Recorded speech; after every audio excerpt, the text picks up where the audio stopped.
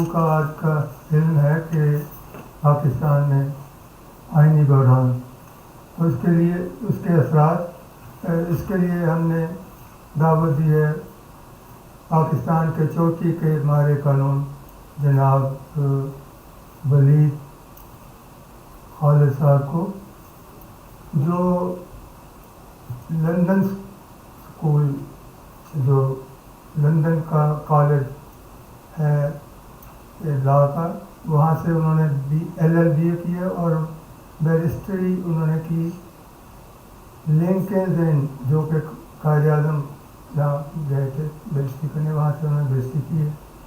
ان سے ہمیں ابھی ہم دعوت دیتے ہیں، لیکن اس سے پہلے میں چند الفاظ یہ آپ کے سامنے رکھنا چاہتا ہوں کہ جو حکومت کاری ہے یا آئین ہے یا قانون ہے، یہ سارا تسلسل جو انسانیت وجود میں آئی اس کا ہے کہ جب انسان نے اپنی خانہ بدوشی کی زندگی چھوڑ کے تو زراعت و کاشتکاری شروع کی، ایک جگہ رہنا شروع کیا، تو وہاں فیملی یونٹ تو بنیادی طور پہ شروع سے ہی تھا انسان کا، تو وہاں پھر ان کے ہمسائے اور دوسرے ارد گرد والے اور اپنی جو ملکیت کا احساس اور ملکیت کے سلسلے میں جو قواعد و ضوابط از خود انسان نے طے کر لیے آہستہ آہستہ تجربے کے بعد، تو پھر کچھ لوگوں نے، طاقتور لوگوں نے لوگوں کو ان کے حقوق یا قانون یا اس طرح کے اصولوں پہ پابندی کرانے کے لیے حکومتیں چھوٹی موٹی اور پھر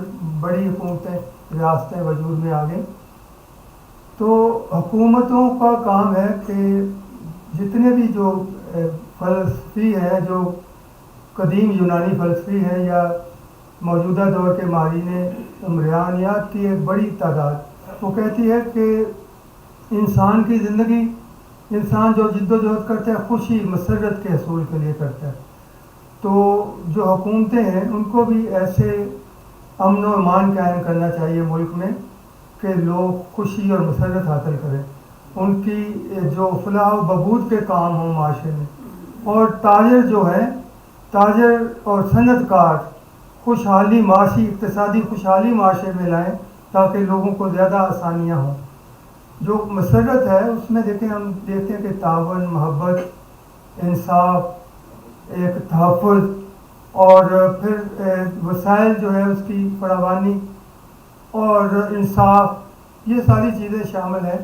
تو یہ آئین جو ہے جب سے بنے، ریٹن یا ان ریٹن بھی UK میں ہے آئین، وہ انڈرسٹینڈنگ جسے عمرانی سمجھوتا کہتے ہیں لوگ بعض، وہ عمرانی سمجھوتا ہے لوگوں کے درمیان کہ کیا ہم نے کرنا ہے، کیا نہیں کرنا، کیا اچھا ہے، کیا برا ہے، ایک دوسرے کے ساتھ لین دین کے سلسلے میں، حکومت کاری کے سلسلے میں اور دوسرے معاملات میں۔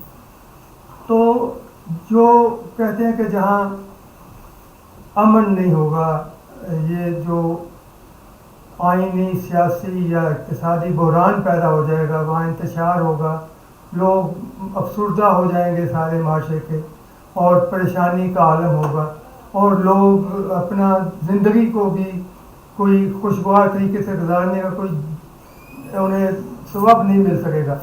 تو اس کے لیے پھر وہ جو بحران ہے، جو انتشار ہے، اس سے نکلنے کی کوشش کی جاتی، کیونکہ اس کے دوران خوشی اور مسرت جو کہ انسان کا بنیادی حق ہے کہ حاصل کرے، اس کے لیے تو اس کے معدوم ہو جاتے ہیں چانسز۔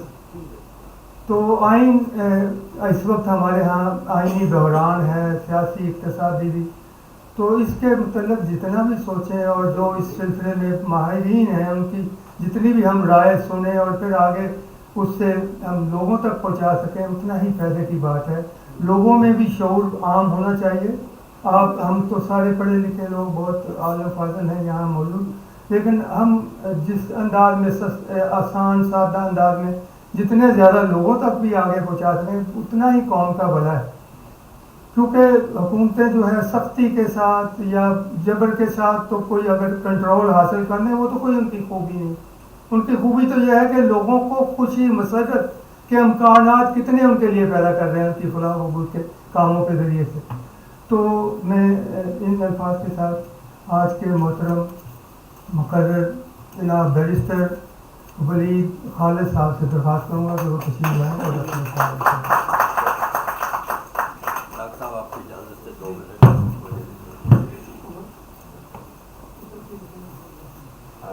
معزز خواتین و حضرات، آپ کی تشریف آوری کا بہت شکریہ۔ میں عام طور پہ آپ جانتے ہیں کہ بہت کم بولتا ہوں، اور اگر کچھ بولتا بھی ہوں تو وہ بھی آپ کی فرمائش پر تقریب کے آخر میں بولتا ہوں، لیکن آج میں ضروری سمجھتا ہوں کہ 2-4 باتیں میں ابتدائی گفتگو کے طور پہ کروں۔ پہلی بات تو یہ ہے کہ ہم بہت کوشش کرتے ہیں کہ ہمارے اس قسم کی تقریبات جو ہیں وہ بڑے عین وقت پہ شروع ہوں، اور بار بار ہم نوٹس بھی دیتے ہیں، یاد دہانی بھی کراتے ہیں، لیکن جو پاکستانی قوم کا عموماً وتیرہ ہے کہ وہ 10-15-20 منٹ کے بعد ہی وہ رونق لگتی ہے۔ تو آپ دیکھیں جب 4 بجے تھے اس وقت کوئی 10 احباب تھے، اب ماشاء اللہ کوئی 30-40 کے قریب ہو چکے ہیں، اور مجھے یقین ہے انشاءاللہ کہ جیسے ہی گفتگو شروع ہوگی وہ پورا حال بھر جائے گا۔ دوسری بات یہ ہے کہ ہم یہ نہیں چاہتے کہ جو احباب وقت پہ آ گئے ہیں ان کو خواہ انتظار کرنا پڑے، تو اس کے لیے ہم نے یہ ابتدائی جو پروگرام ہے تو بہت محنت کر کے اور بڑی چن کے چند ایک چیزیں ایسی آپ کی خدمت پہ پیش کی ہیں کہ میں سمجھتا ہوں کہ کوئی بھی مسلمان ہو تو وہ ان کو پسند کرے گا۔ پہلی تلاوت ظاہر ہے ہر تقریب میں تلاوت ہوتی ہے، دوسری حمدیہ اشعار ہیں جو کہ مولانا ظفر علی خان کے جو کلام کا حصہ ہیں، اور پاکستان کی بہت ہی مشہور فنکارہ ہے جو حنا نصر اللہ، یہ ان کی آواز میں ہے، اور بہت خوبصورت انہوں نے حق ادا کیا ہے اس حمد کا۔ اور تیسری چیز جو ہم نے اضافہ اس میں کیا ہے وہ ایک نعت کا اضافہ بھی کیا ہے، اور نعت جو پڑھی گئی ہے وہ آپ میں سے اکثر باخبر لوگ جانتے ہوں گے کہ پاکستان اور اس سے باہر میرے خیال میں اس سے بہتر نعت پڑھنے والی ہے کوئی نہیں۔ ام حبیبہ آج کل وہ امریکہ میں ہوتی ہیں اور بڑا خوبصورت وہ کلام پڑھتی ہیں، اور یہ اس لیے ہے کہ 10-15 منٹ جو ہیں ابتدائی جس میں سارے لوگ اکٹھے نہیں ہوتے، اس میں یہ چیزیں ہم آپ کی خدمت میں پیش کریں۔ آخری بات جو میں عرض کرنا چاہتا ہوں وہ یہ ہے کہ آج تک میں نے آپ کو بتایا کہ نہ کبھی کوئی پابندی لگائی ہے نہ کوئی بات کی ہے، لیکن اس آج کے موضوع کے لحاظ سے میں صرف اتنی آپ سے گزارش کرنا چاہتا ہوں کہ یہ کوئی سیاسی فورم نہیں ہے۔ مولانا ظفر علی خان فاؤنڈیشن سیاسی فورم نہیں ہے، اور آج کے موضوع کا جتنا بھی ہم جائزہ لیں گے اور بات کریں گے وہ بالکل اس میں سیاست کا کوئی عمل دخل نہیں ہوگا، نہ ہمارے مقرر کی گفتگو میں ہوگا، اور نہ ہمارے جو لوگ سوال وغیرہ کریں گے بحث کریں گے اس میں یہ نہیں ہوگا کہ جی فلانی پارٹی یہ کہتی ہے فلانے صاحب یہ کرتے ہیں۔ صرف ایکڈیمک طریقے سے آپ جو سوال کرنا چاہیں یا جو بحث کرنا چاہیں وہ اس کی اجازت ہوگی۔ اگر کوئی ایسا سوال ہو، ایسی بات ہو جس میں سیاست کا عمل دخل ہوگا تو وہ آپ سے میری درخواست ہے کہ وہ آپ نہ کیجیے۔ آخری بات یہ ہے کہ ہمارے مہمان کی تعارف میں ایک آدھ کچھ ذرا کمی اور غلطی رہ گئی۔ یہ بڑے اچھے قانون دان ہیں اور بڑا ماشاءاللہ کامیاب ہوئے ہیں تھوڑے عرصے میں، لیکن ابھی میرا خیال ہے چوٹی تک جانے کے لیے بہت محنت درکار ہے، تو اس لیے اس کو ترمیم کر دیجیے۔ دوسری ان کی جو قانون کی جو بنیادی ڈگری ہے LLB، وہ ہے تو ولایت سے ہے لیکن ادارے کا نام نہیں صحیح پہنچا تک۔ کنگز کالج لندن ہے جو آپ میں سے رانا صاحب اور ایسے لوگ جانتے ہوں گے۔ کنگز کالج لندن بہت مشہور ادارہ ہے جہاں سے تعلیم کی حاصل کی جاتی ہے قانون کی، تو لنکن ان سے تو سبھی واقف ہیں۔ اصل میں ہمارے برے صغیر کے جو لوگ ہیں وہ صرف لنکن ان سے ہی واقف ہیں، حالانکہ وہ 4 بڑی مشہور انز ہیں وہاں پہ، گریز ان ہے، ٹیمپل ان ہے، اور چوتھی بھی کوئی ان ہے۔ رانا صاحب چوتھی کیا ہے؟ ہاں، انر ٹیمپل اور مڈل ٹیمپل، تو یہ 4 انز ہیں۔ چونکہ ہمارے بانی پاکستان جو تھے وہ لنکن ان میں گئے تھے، اور پھر ایشیا کے اکثر لوگ وہاں جاتے ہیں، اور میں نے وجہ بھی پوچھی تھی کیوں جاتے ہیں، وہ کہتے ہیں کہ ساری لنکیجز جو ہیں وہ اسی لنکن ان سے بنتی ہیں کیونکہ ایشیا کے لوگ وہاں جاتے ہیں۔ تو ان چند ابتدائی کلمات کے بعد میں درخواست پیش کرتا ہوں جناب ولید خالد صاحب سے کہ اپنی گفتگو کا آغاز کریں.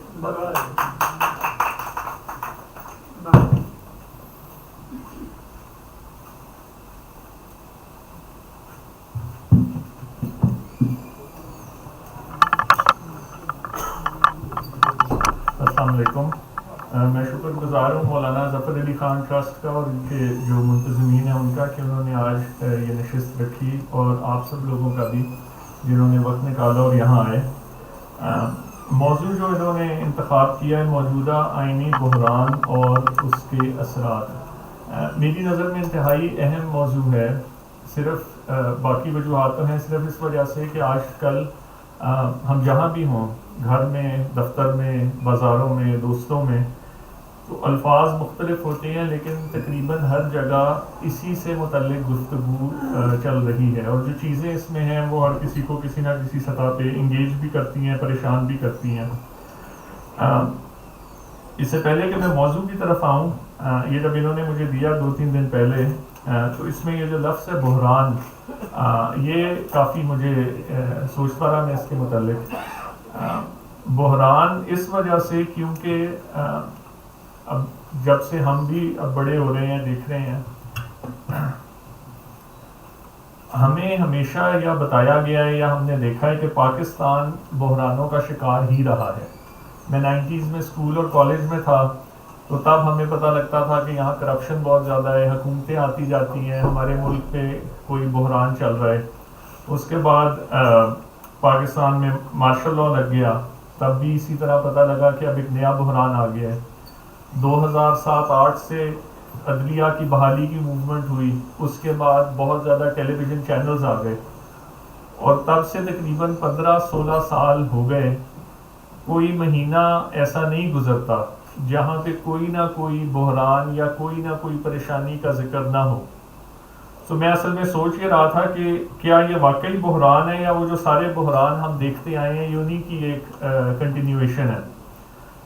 اور اس وجہ سے ہماری اپنی، اور یہاں کچھ لوگ بیٹھے ہیں جو ہم میرے سے کم از کم عمر میں زیادہ ہیں، انہوں نے شاید اس سے پہلے بھی بہت سے بحران دیکھے ہوں، تو ہماری تو ٹریننگ ہی بحرانوں کے اندر ہی ہوئی ہے. تو اس وجہ سے شاید ہم پاکستانی بحرانوں کے عادی تو ہیں. اس وجہ سے کوئی چھوٹا موٹا بحران ہو تو اس سے تو نہ ہمیں پریشان ہونا چاہیے نہ وہ ہمیں تنگ کرنا چاہیے. اب سوال یہ ہے کہ کیا یہ اسی قسم کے کوئی بحران ہیں جو چل رہے ہیں جس کے ہم عادی ہیں، یا معاملات اس سے کچھ بڑھ گئے ہیں آج کل. یہ جو موضوع ہے میں سیدھا اسی پہ آ جاتا ہوں، موجودہ آئینی بحران اور اس کے اثرات. اس کے 2 حصے ہیں. پہلا یہ کہ آج کل جو معاملات ہو رہے ہیں، جو بھی حالات ہیں، کیا یہ ایک آئینی بحران ہے، اور اگر یہ آئینی بحران ہے تو پھر سوال پیدا ہوتا ہے کہ اس کے اثرات کیا ہیں، اور کیا وہ ہمارے لیے اچھے اثرات ہیں کہ برے اثرات ہیں. پہلا حصہ یہ ہے کہ کیا یہ موجودہ حالات ایک آئینی بحران ہیں. آئین ہے کیا؟ آئین بنیادی طور پر ایک معاہدہ ہے ہر شہری اور ریاست کے درمیان، اور اس کے اندر لکھا ہوا ہے سمپلیفائڈ ٹرمز میں کس کے حقوق کیا ہیں اور کس کی ذمہ داریاں کیا ہیں. اور اس سے تھوڑا سا آگے چلے جائیں تو ریاست کے جو فرق ادارے اس آئین کے تحت بنے ہیں، ان اداروں کا آپس میں کیا تعلق ہے، کس کے پاس کیا طاقت، کیا اختیار ہے، وہ طاقت کب، کیسے، کہاں استعمال ہونی ہے اور کس نے کرنی ہے. یہ جو پوری ایک موٹی سی کتاب ہے جو شاید ہی کسی نے پڑھی ہو، لیکن اس کے اندر جو کسی بھی آپ کتاب میں لائے ہوں کوئی 200 صفحات ہیں، وہ نہ پڑھیں تو میرا خیال ہے ایک سمپلیفائڈ ورژن یہ آئین کی. پہلا سوال یہ ہے کہ کیا آئین کی خلاف ورزی آئینی بحران ہے؟ میری نظر میں آئین کی ہر خلاف ورزی آئینی بحران نہیں ہے. آئین کی خلاف ورزی نہ صرف یہاں بلکہ پوری دنیا میں جہاں جہاں جن جن ملکوں میں آئین ہوگا، آئین کی خلاف ورزی روز ہوتی ہے. کس طرح؟ آپ نے کوئی غلط فیصلہ کیا اور کسی ادارے کے اوپر کسی شخص کو لگا دیا آئین کے خلاف، وہ آئین کی خلاف ورزی ہے. حکومت نے غلط ٹیکس لگا دیا، پارلیمنٹ نے غلط ٹیکس لگا دیا، وہ آئین کی خلاف ورزی ہو سکتا ہے. کسی شخص کو اریسٹ کر لیا یا اس کو اریسٹ کر کے زیادہ دیر اپنے پاس رکھا حبس بے جا میں، وہ آئین کی خلاف ورزی ہے. سو یہ آئین کی خلاف ورزیاں روز ہیں، پاکستان میں بھی ہو رہی ہیں، سالوں سے ہو رہی ہیں، انڈیا میں، امریکہ میں، انگلینڈ میں، ہر ملک میں ہو رہی ہوں گی. سوال یہ کہ کیا یہ آئین کی جو خلاف ورزیاں ہیں یہی آئینی بحران ہے؟ میری رائے میں نہیں. آئین کی ہر خلاف ورزی آئینی بحران نہیں ہوتا. تو کیا آج جو ہو رہا ہے وہ صرف آئین کی خلاف ورزی ہی ہے یا وہ آئینی بحران ایک کرائسس کی صورت اختیار کر چکا ہے؟ میرے خیال میں اس میں 4 نکات ہیں جو میں نے سوچ کے میرے ذہن میں آتے ہیں آج کل کے حالات میں. نمبر 1، ہمارے ملک میں جو ایک سب سے بڑا ایشو اور میری نظر میں شاید نمبر 1 ایشو ہو وہ یہ ہے کہ 2 صوبوں میں جو پاکستان کے نصف سے زیادہ ہے آبادی کے حساب سے اور آبادی کے حساب سے اور باقی ریسورسز ان کے حساب سے بھی، ان میں الیکشن 90 دن میں لوگ کہتے ہیں کہ ہونے چاہیے تھے، وہ نہیں ہوئے. یہ ایک ایشو ہے. تو کیا وہ الیکشن 90 دن میں ہونے چاہیے تھے اور کیا ان کا نہ ہونا ایسی خلاف ورزی ہے جو بحران کی طرف لے جاتی ہے؟ یہ پہلا نقطہ ہے.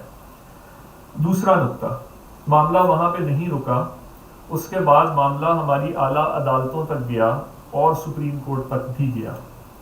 سپریم کورٹ کا فیصلہ آیا کہ الیکشن اس تاریخ کو ہونے چاہیے. اس فیصلے کے آنے کے باوجود اگر الیکشن نہ ہوئے تو یہ دوسرا نقطہ ہے. تیسرا نقطہ یہ ہے کہ جب وہ نہیں ہوا جو ہم سب نے دیکھا، اس کے بعد عام طور پر عدالتوں کے پاس آئین میں بھی اور اس کے بعد قانون میں بھی بے شمار اختیارات ہیں جو عام طور پہ روز ہم عدالتوں میں دیکھتے ہیں. عدالت اس کا اختیار استعمال کرتی ہے جب بھی کوئی عدالت کے فیصلے کی نافرمانی کرے. تو کیا ہماری عدالتوں نے ایسا کچھ کیا، اور اگر نہیں کیا تو کیوں نہیں کیا؟ یہ تیسرا نقطہ. اور چوتھا، جو آج کل ہمارے ہاں روز ہم دیکھتے ہیں سول لبرٹیز کے یا فنڈامنٹل رائٹس کے ایشو فرق شکلوں میں روز نظر آتے ہیں، ٹی وی پہ، میڈیا میں ہمیں نظر آتا ہے، کسی جاننے والے کا نظر آتا ہے. میرے خیال میں یہ 4 اہم نقطے ہیں جن کے متعلق ہمیں بات کرنی چاہیے، سوچنا چاہیے، اور اس کا جو ہم جواب اپنے لیے نکالیں گے وہ ہمیں بتائے گا کہ کیا صرف آئین کی خلاف ورزی ہو رہی ہے یا باقی کوئی آئینی بحران کی شکل اختیار ہو چکی ہے. میں بڑا چند منٹ لے کے ایک نقطے کو تھوڑا سا آپ کے آگے رکھنا چاہوں گا. پہلی بات، الیکشن 2 صوبوں کے اندر ہونا یا نہ ہونا. جن 2 صوبوں کی میں بات کر رہا ہوں، ایک پنجاب ہے، دوسرا خیبر پختونخوا. پنجاب کی اسمبلی 14 جنوری 2023 کو ڈیزالو ہو گئی. خیبر پختونخوا کی اسمبلی 18 جنوری 2023 کو ڈیزالو ہو گئی. ہمارا آئین جو آج جس شکل میں موجود ہے اس کے تحت آرٹیکل 224 سب آرٹیکل 2 کانسٹیٹیوشن کا یہ کہتا ہے کہ جہاں پہ کوئی اسمبلی ڈیزالو ہو جائے اپنی مقررہ مدت سے پہلے تو الیکشن 90 دن میں ہونا ہے. اگر اس شک کو سامنے رکھا جائے تو پنجاب میں 90 دن ختم ہوتے ہیں یا تھے 14 اپریل 2023 کو، اور خیبر پختونخوا میں وہ 90 دن ختم ہوتے تھے 18 اپریل 2023 کو. آج ہم یہاں موجود ہیں 10 جون 2023، تقریباً 2 مہینے گزر چکے ہیں، وہ الیکشن تو نہیں ہوئے، اور ان الیکشن کے ہونے کی کم از کم ابھی کوئی واضح صورت بھی نظر نہیں آتی.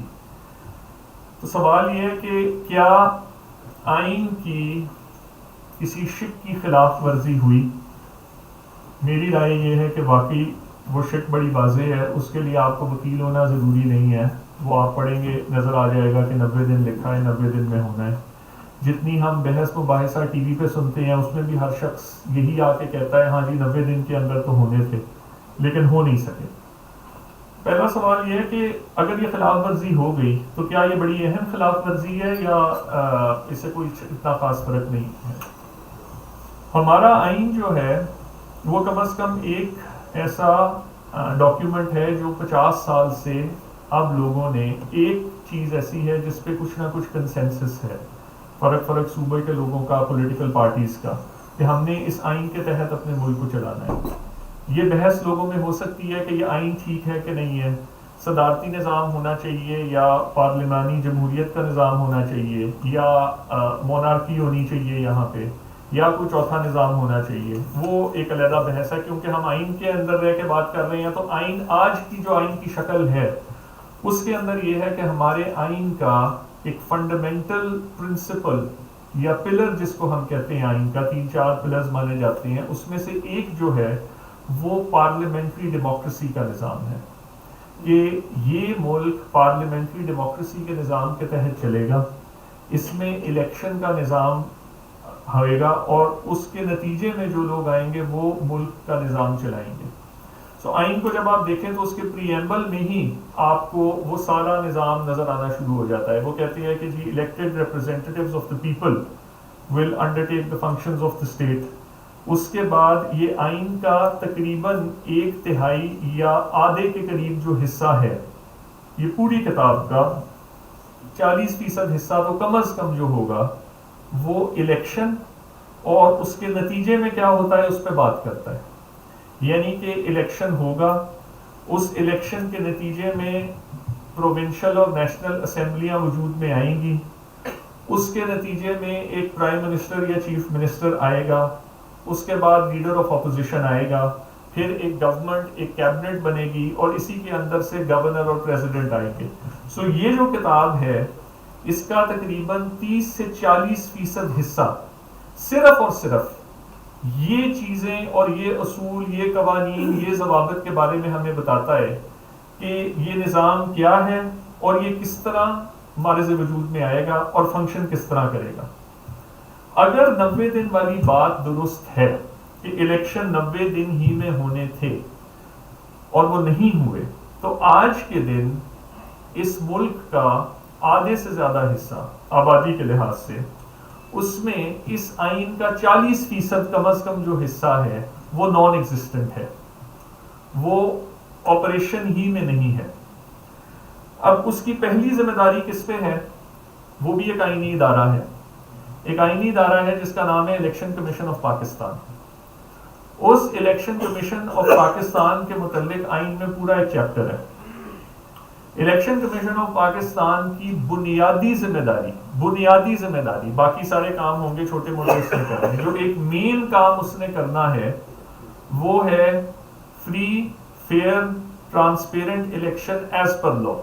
یعنی کہ اس کے ہونے کا مقصد صرف اور صرف جو بنیادی مقصد ہے وہ یہ ہے کہ آپ نے فری، فیئر اور ٹرانسپیرنٹ الیکشن کرانے ہیں قانون کے مطابق۔ مجھے یاد ہے آج سے تقریباً 14 مہینے پہلے اپریل 2022 میں سپریم کورٹ میں کیس چلا جس میں اس وقت جو حکومت تھی اس نے اسمبلیاں ڈیزالو کر دیں، اپوزیشن نے اس کو چیلنج کیا۔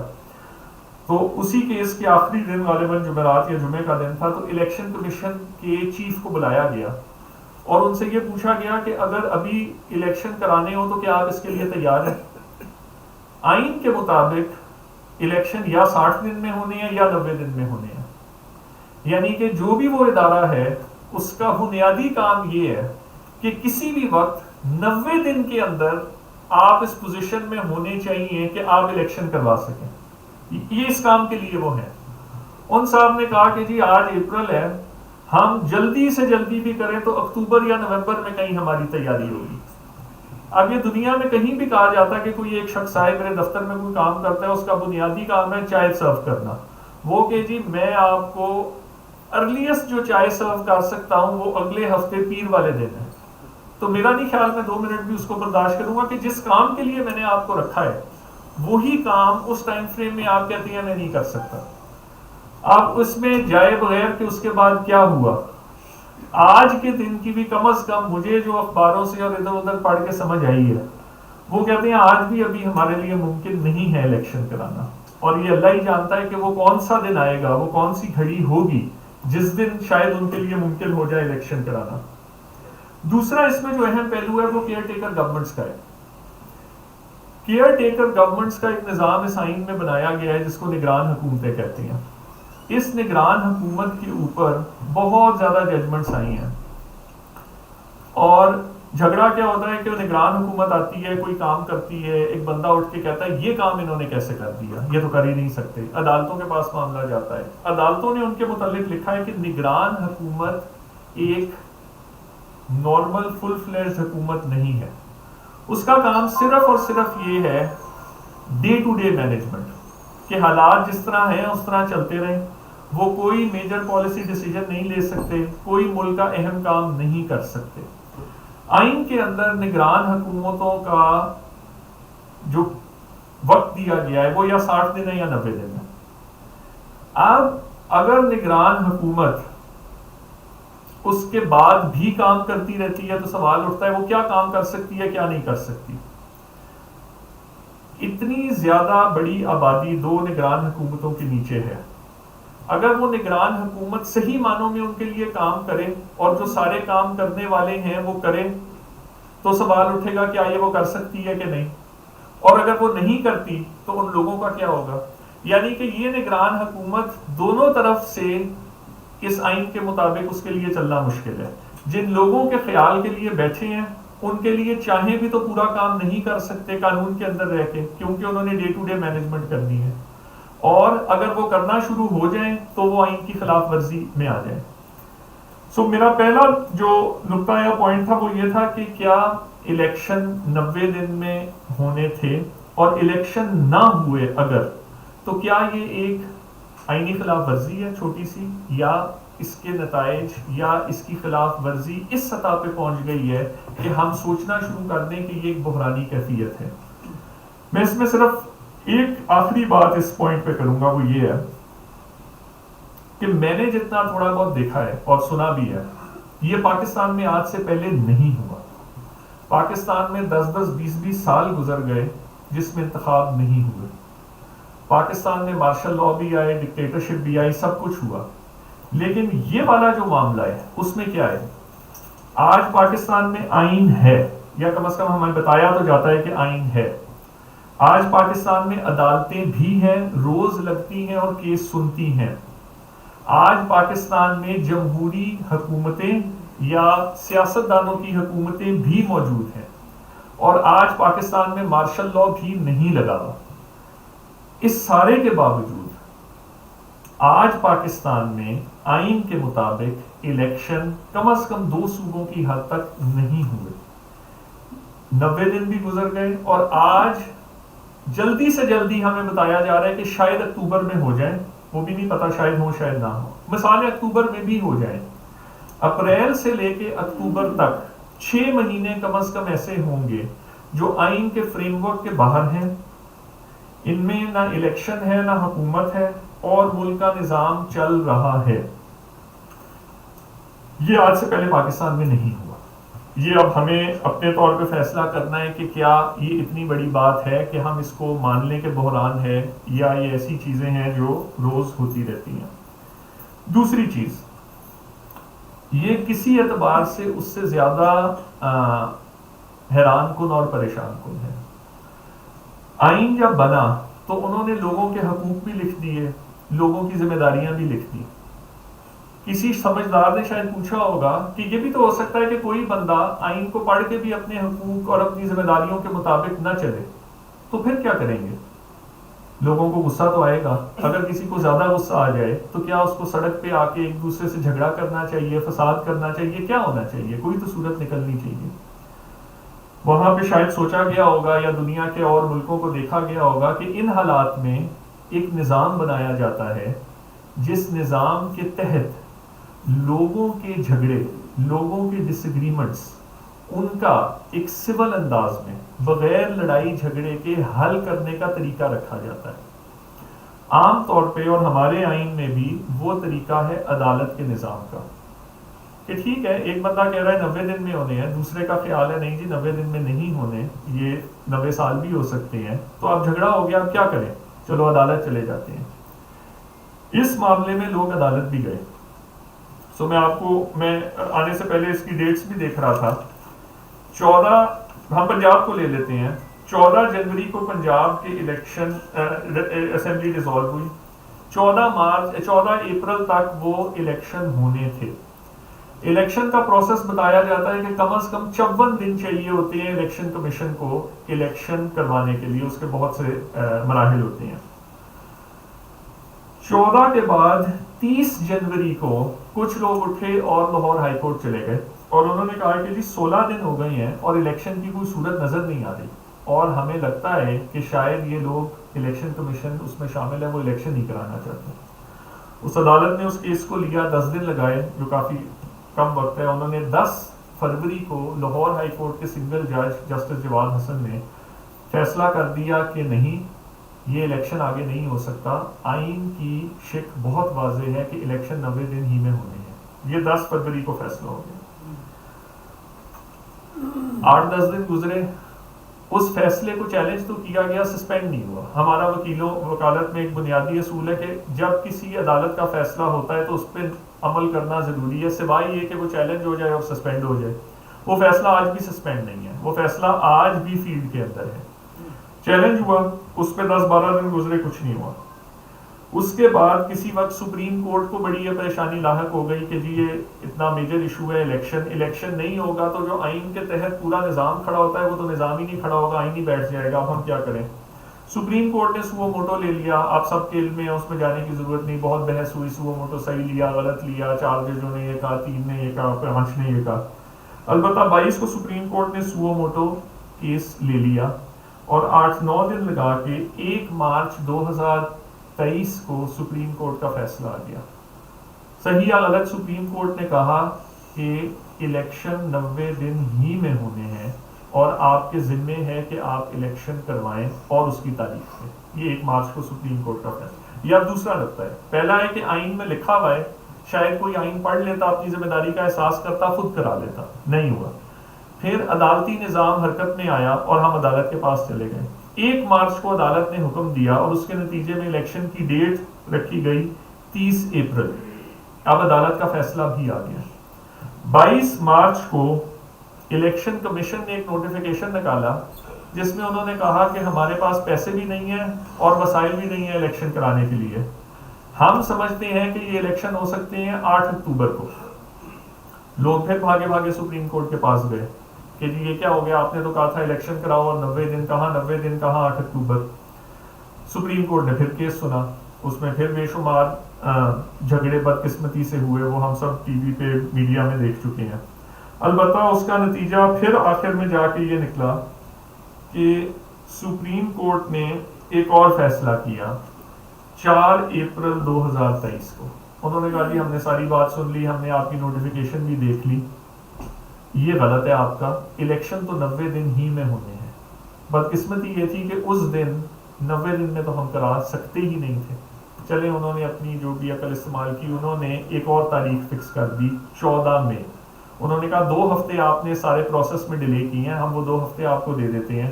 اب سپریم کورٹ کا فائنل فیصلہ آ گیا ہے کہ 14 مئی کو الیکشن ہونا ہے, کسی کو اس میں کوئی گنجائش نہیں رہ جانی چاہیے.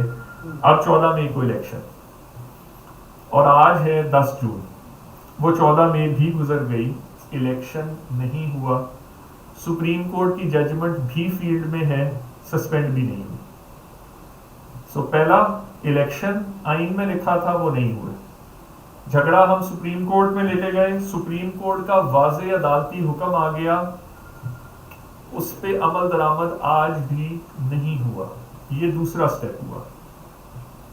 اور ہمیں دیکھنا ہے کہ کیا سپریم کورٹ کے ایک فیصلے پہ عمل درآمد نہ ہو تو کیا وہ ایک آئین کی خلاف ورزی ہے یا وہ معاملہ اتنا سیریس ہے کہ ہم کہیں کہ اب بحران ہے یا ہم بحران کی طرف جا رہے ہیں.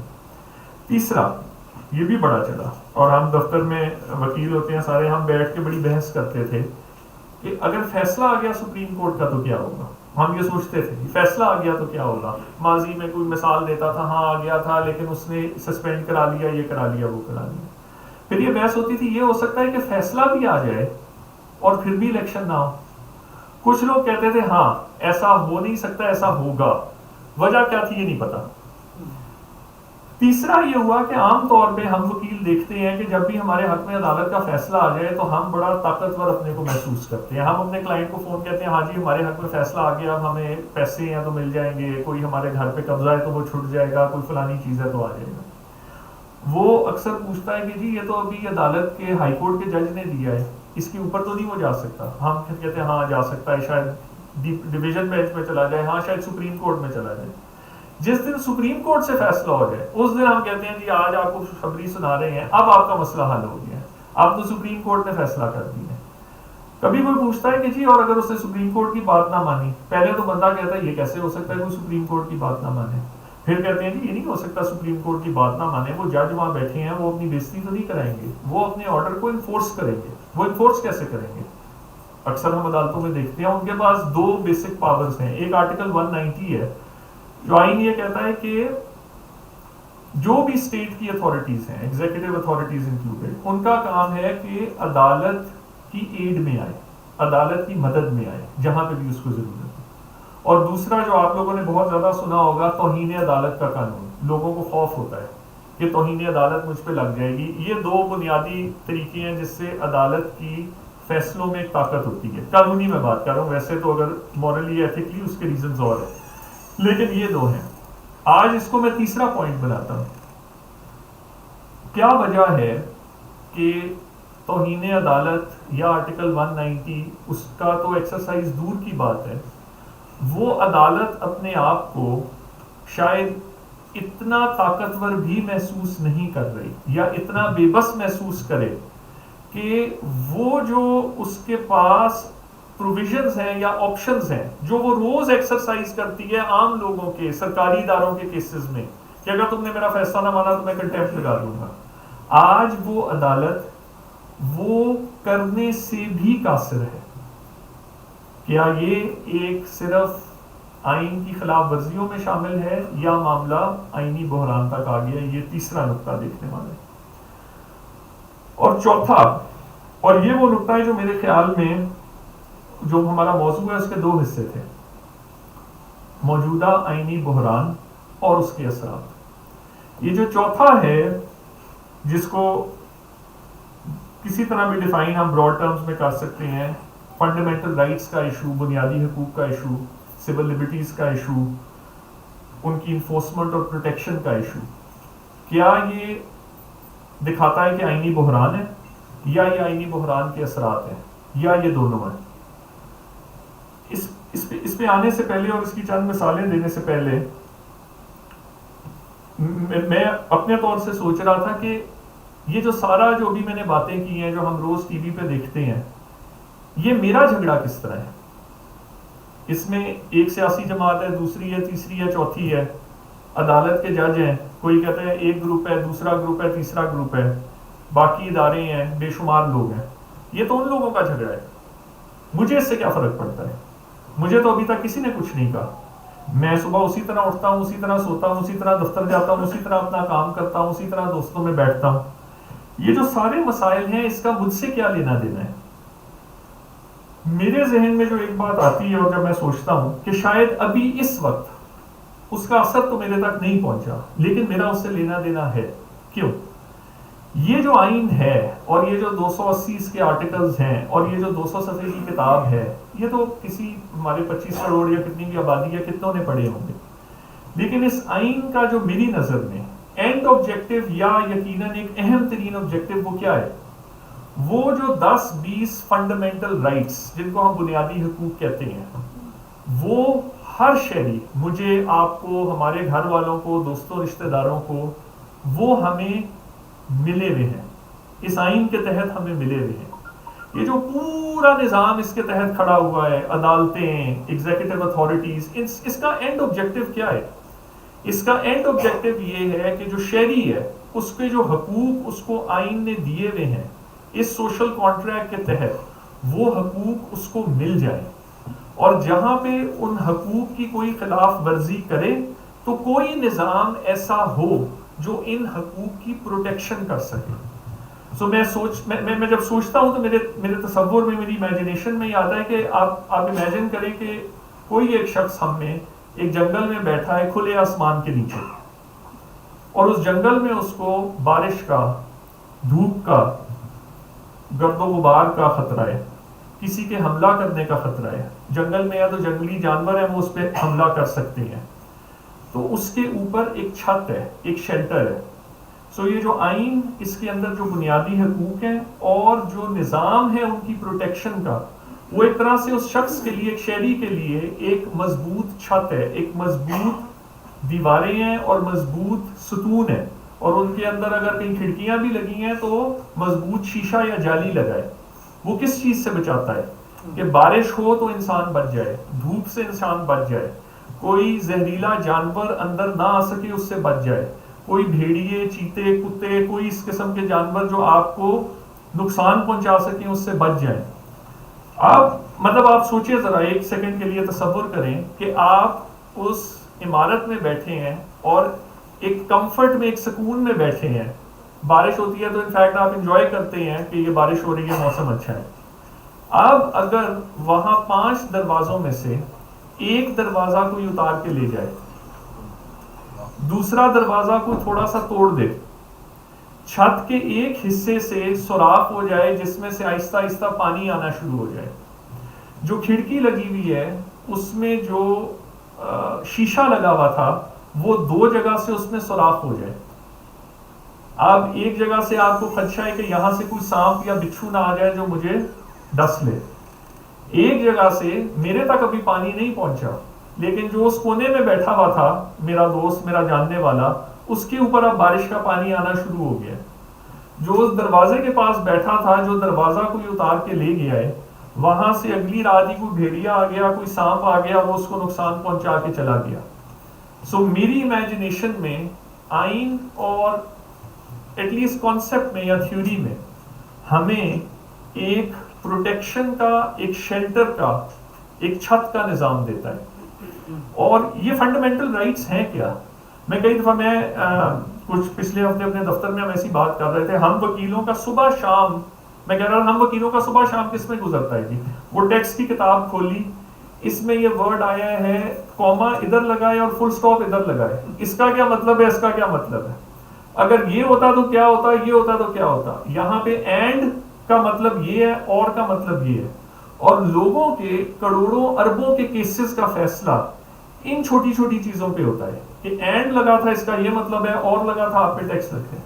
تو وہاں بات چل رہی تھی کہ ہم اس اینڈ اور یہ ان بحثوں میں صبح شام پڑے ہوئے ہیں، اور جو لکھا ہوا وضاحت کے ساتھ چیزیں ہیں اگر وہ امپلیمنٹ ہی نہ ہوں تو ہمارے حقوق، جس نظام میں اگر وکیل ہوں میرا روز پالا پڑتا ہے، آپ میں سے کسی کا اللہ کرے نہ پالا پڑے، یا جب بھی پڑے تو کم دیر کے لیے پڑے، ان کا بھی کسی نہ کسی سطح پہ نیٹ رزلٹ کیا ہے کہ کیا جو فنڈامنٹل رائٹس، بنیادی حقوق آئین نے ہمیں دیے ہوئے ہیں، کیا وہ ہمارے پاس ہیں کہ نہیں. اب وہ کیوں امپورٹنٹ ہے؟ یہ بھی باتیں ہو کہ وہ جس طرح بچپن سے ہم سنتے تھے کہ جی سچ بولنا اچھی بات ہے، جھوٹ بولنا بری بات ہے، سچ بولو گے تو فائدہ ہوگا، جھوٹ بولو گے تو نقصان ہوگا. اب وہ آج تک ہمیں نہیں پتا وہ فائدہ کیا تھا، وہ نقصان کیا تھا. یہ کم از کم ذہن میں بات ضرور ہے کہ سچ اچھی چیز ہے، جھوٹ بری چیز ہے. جس معاشرے میں سچ نظر آتا ہے وہاں کبھی جاتے ہیں تو کچھ نہ کچھ فائدے بھی نظر آتے ہیں، جس معاشرے میں جھوٹ ہے اس کے نقصان بھی نظر آتے ہیں. لیکن ہوتے ہوتے بچپن سے سن کے سچ اچھا ہے، جھوٹ برا ہے، وہ تو ہمارے ادھر دماغ میں آ گیا ہے، پتہ نہیں اندر اترا ہے کہ نہیں. آئین کے بنیادی حقوق کا بھی یہی مسئلہ ہے. وکیلوں کو بھی بھول جاتا ہے یہ بنیادی حقوق ہیں کیا. یہ ہے right to life, right to dignity, right to property, right to profession, right to religion. یعنی کہ وہ تمام چیزیں جو مجھے ایک پرسکون اور آزاد قسم کی زندگی گزارنے کے لیے، وہ کہاں سے آئی ہیں میرے پاس. میں اگر بغیر خوف کے باہر چلنا چاہتا ہوں تو کس بنیاد پہ میں چلنا چاہتا ہوں؟ اس کی جو گارنٹی ہے وہ یہ چند لفظ ہے. اگر تو یہ صرف لفظ ہے تو میرے پاس کوئی گارنٹی اور کوئی سیکیورٹی نہیں ہے. اور اگر ان لفظوں میں کوئی معنی ہے، جو اس کے اندر نظام وضع کیا گیا ہے اس میں کوئی طاقت یا جان ہے، تو پھر شاید میں سکون کی زندگی گزار سکتا ہوں. اب یہ مجھے لے کے جاتا ہے میرے چوتھے پوائنٹ کی طرف الیکشن نہیں ہوئے، ٹھیک ہے، میں نے کون سا الیکشن لڑنا تھا، ایک ووٹ ہی تھا، نہیں دیا تو کیا ہو گیا. عدالت نے فیصلہ کیا، نہیں ہوا، میرے پہ کون سا فیصلہ تھا یا میرے حق میں کون سا تھا، میں تو پارٹی نہیں تھا. عدالت نے اس کے بعد کوئی ایکشن نہیں لیا تو نہیں لیا، میرا کیا بگڑ گیا؟ میں کسی کیسز میں نہ وکیل تھا نہ میں مدعی تھا. چوتھا ایشو جو شاید دونوں کے لیے ریلیونٹ ہے اور ہم سب کے لیے ریلیونٹ ہے، وہ ہے ہمارے بنیادی حقوق اور فنڈامنٹل رائٹس کا. میں آپ کو چند مثالیں دیتا ہوں. آپ نے آج کل سنی ہوں گی، صحیح ہے غلط ہے اس کی بحث بھی ہم چھوڑ دیتی ہیں. ایک بندہ ہے، اس کو کوئی اٹھا کے لے جاتا ہے، اس کا کیا حقوق ہے؟ آج وہ میں نہیں ہوں، لیکن آج وہ میرا جاننے والا ہو سکتا ہے، کل وہ میں ہو سکتا ہوں. تو کیا میرے بنیادی حقوق کی کوئی پروٹیکشن ہے؟ اور میرے بنیادی حقوق کی ڈیکلریشن تو ہے، بالکل ہے، کیونکہ آج آئین ہے. ابھی تک ہم یہاں نہیں پہنچے کہ کسی نے آئین ابینس میں یا سسپینشن میں ہو، لیکن جو نظام کھڑا ہے اس کو انشور کرنے کا کہ یہ انفورس ہو، کیا وہ نظام افیکٹو ہے کہ نہیں ہے؟ اب میں آپ کو ایک مثال دیتا ہوں، میں پھر اس پہ سوچتا ہوں کہ مجھے اس سے کیا فرق پڑے گا. مجھے تو کوئی فرق نہیں پڑ رہا. ہمارا ایک جاننے والا ہے، آج کل آڈیو ویڈیوز بڑی نکلی، اس میں سے ایک بندے کی آڈیو نکلے، تو ہم آپس میں ہنس رہے تھے کہ یار یہ کتنا بیوقوف آدمی ہے، اس کو نہیں پتا کہ آڈیو نکل سکتی ہے، اس نے ایسی بات فون پہ کی کیوں. تو وہاں ایک دوسرے بندے نے کہا کہ یار ہم ہنس تو رہے ہیں اس پہ، لیکن ہنسی اس دن آئے گی جس دن پتہ لگے مہینے بعد ہم میں سے کسی کی نکل آئے. تو میں نے اسے کہا یار کوئی پاگل ہے جو ہماری ریکارڈنگ کرے گا؟ اتنا فارغ اس پاکستان میں کون ہوگا جو نہ ہم 3 میں نہ 13 میں، نہ ہم الیکشن لڑتے ہیں، نہ ہم کسی ادارے میں ہیں، نہ ہم کسی عدالت کے جج ہیں، ہماری ریکارڈنگ کیوں کو کرے گا؟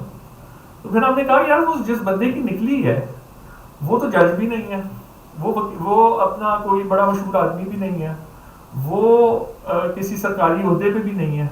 کیوں؟ پہلے ہمیں سنا جاتا تھا کہ مثال ہے کہ اگر آپ ان عہدوں پہ ہوگے نا تو آپ کی ریکارڈنگ ہوتی ہے. ٹھیک ہے، میں اس عہدے پہ ہوں تو میں نے اپنے آپ کو ایکسپوز کیا، میں اس عہدے پہ نہیں ہوں تو میں نے اپنے آپ کو ایکسپوز نہیں کیا. لیکن پھر پتا چلا کہ مثال ہے میرا ایک دوست ہے بڑا اچھا بچپن کا، اگر وہ اس عہدے پہ ہے تو اب پریشانی کی بات ہے. اب میں جب اسے فون کروں گا تو مجھے دھیان کرنا ہے، مجھے ریکارڈ کوئی نہیں کر رہا، اسے تو کر رہا ہے، تو میں اس سے دھیان سے بات کروں. چلیں گنتی چنتی کے میرے واقف ہوں گے جو کسی ایسی جگہ پہ ہوں گے. پھر پتا چلا نہ صرف اس کو نہیں، اس کے جو گھر میں بیوی بچے ہیں یا اس کا کوئی ساس سسر ہے یا اس کا کوئی اور اس طرح قریبی رشتہ دار ہے، اس کی بھی ریکارڈنگ ہو سکتی ہے. میں نے سوچا کوئی پریشانی کی بات نہیں. اب میں اپنی لسٹ لمبی کر دیتا ہوں، یہ میرا واقف ہے، یہ اس کے 10 قریبی لوگ ہیں، ان 11 سے میں نے بات دھیان سے کر دی ہے، باقی تو میں جس سے مرضی سے کر دوں. پھر پتا لگے گا کہ وہ ایک سٹیپ اور زیادہ ہو گیا ہے. ہوتے ہوتے اب آپ یہ دیکھیں، right to privacy, right to privacy کتنی بڑی چیز ہے. میں اپنے گھر میں بیٹھا ہوں، اپنے بیڈ روم میں ہوں، اپنے دوست کے ساتھ گاڑی میں بیٹھا ہوں، میرے جو دل میں آتا ہے میں بات کرتا ہوں، اس سے مشورہ کرتا ہوں، اپنے کوئی دل کی بات کرتا ہوں، اپنی کوئی کمزوری اپنی پریشانی اس کے آگے رکھتا ہوں. آج اس معاشرے کا ایک بہت بڑا طبقہ جس میں ہمارے جاننے والے لوگ ہیں، جس میں آج نہیں تو کل، کل نہیں تو پرسوں ہم بھی کسی صورت میں آ سکتے ہیں، ان کو یہ تسلی نہیں ہوگی فون اٹھاتے ہوئے کہ جو میں اس پہ میسج لکھتا ہوں، جو میں اس پہ بات کرتا ہوں، وہ میسج کہاں جا سکتا ہے، اس کو کون پڑھ سکتا ہے، اور صرف یہ نہیں کہ پڑھ سکتا ہے، کس وقت پتا لگے کہ وہ میسج میڈیا میں، فیس بک پہ، وہ جو ٹویٹر ہے اس کے اوپر، ٹی وی کے اوپر چلنا شروع ہو جائے. سو یہاں رہتے ہوئے یا تو اب میں دوبارہ آتا ہوں، بنیادی حق میرا کیا تھا؟ Right to life, right to dignity, right to privacy, یعنی کہ سب سے پہلے جان، اس کے بعد عزت اور اس کے بعد مال. اب اگر میری زندگی میں میری عزت ہی کمپرومائزڈ ہے for no fault of my own, یا مجھے بتا دیا جائے کہ قانون ہے آپ نے یہ باتیں گناہ کے زمرے میں آتی ہیں، سوچنی بھی نہیں ہے، کرنی بھی نہیں، ٹھیک ہے، سمجھ آ جائے، ایک بندہ فیصلہ کر لے میں نے یہاں رہنا ہے کہ نہیں رہنا.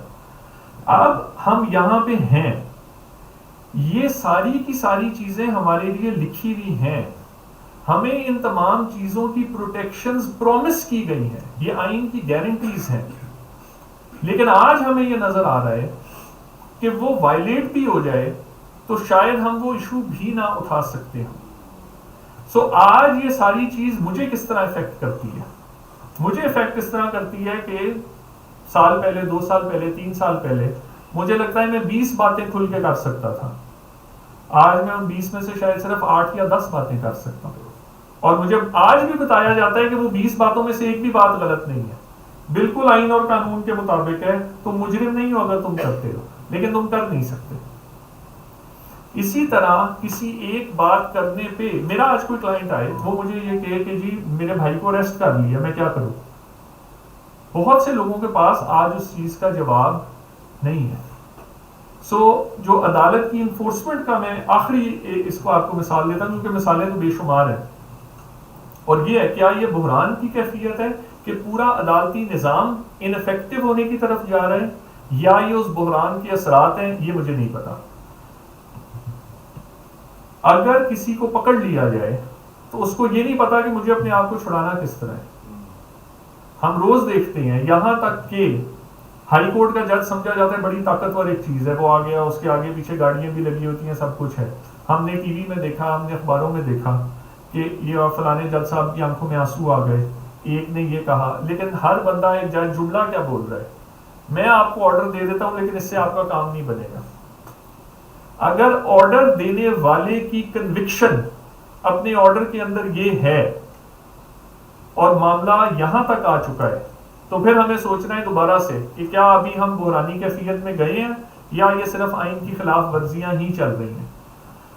اب میں یہاں پروفیسر صاحب بیٹھے ہیں، ان سے بھی ابھی یہ موضوع شروع ہونے سے پہلے بات کر رہا تھا. انہوں نے آخری بات پہلے ہی سب سے کر دی جو مجھے سب سے تنگ کر رہی تھی، کہ میں سوچ رہا تھا کہ جی اس کے اثرات کیا ہیں.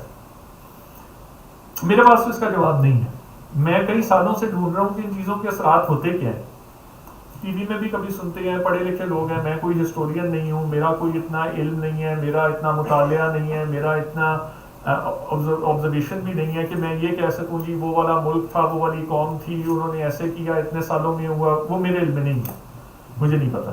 سننے میں آتا ہے کہ جب ایسی چیزیں ہوتی ہیں تو اس کے نتیجے برے ہی نکلتے ہیں.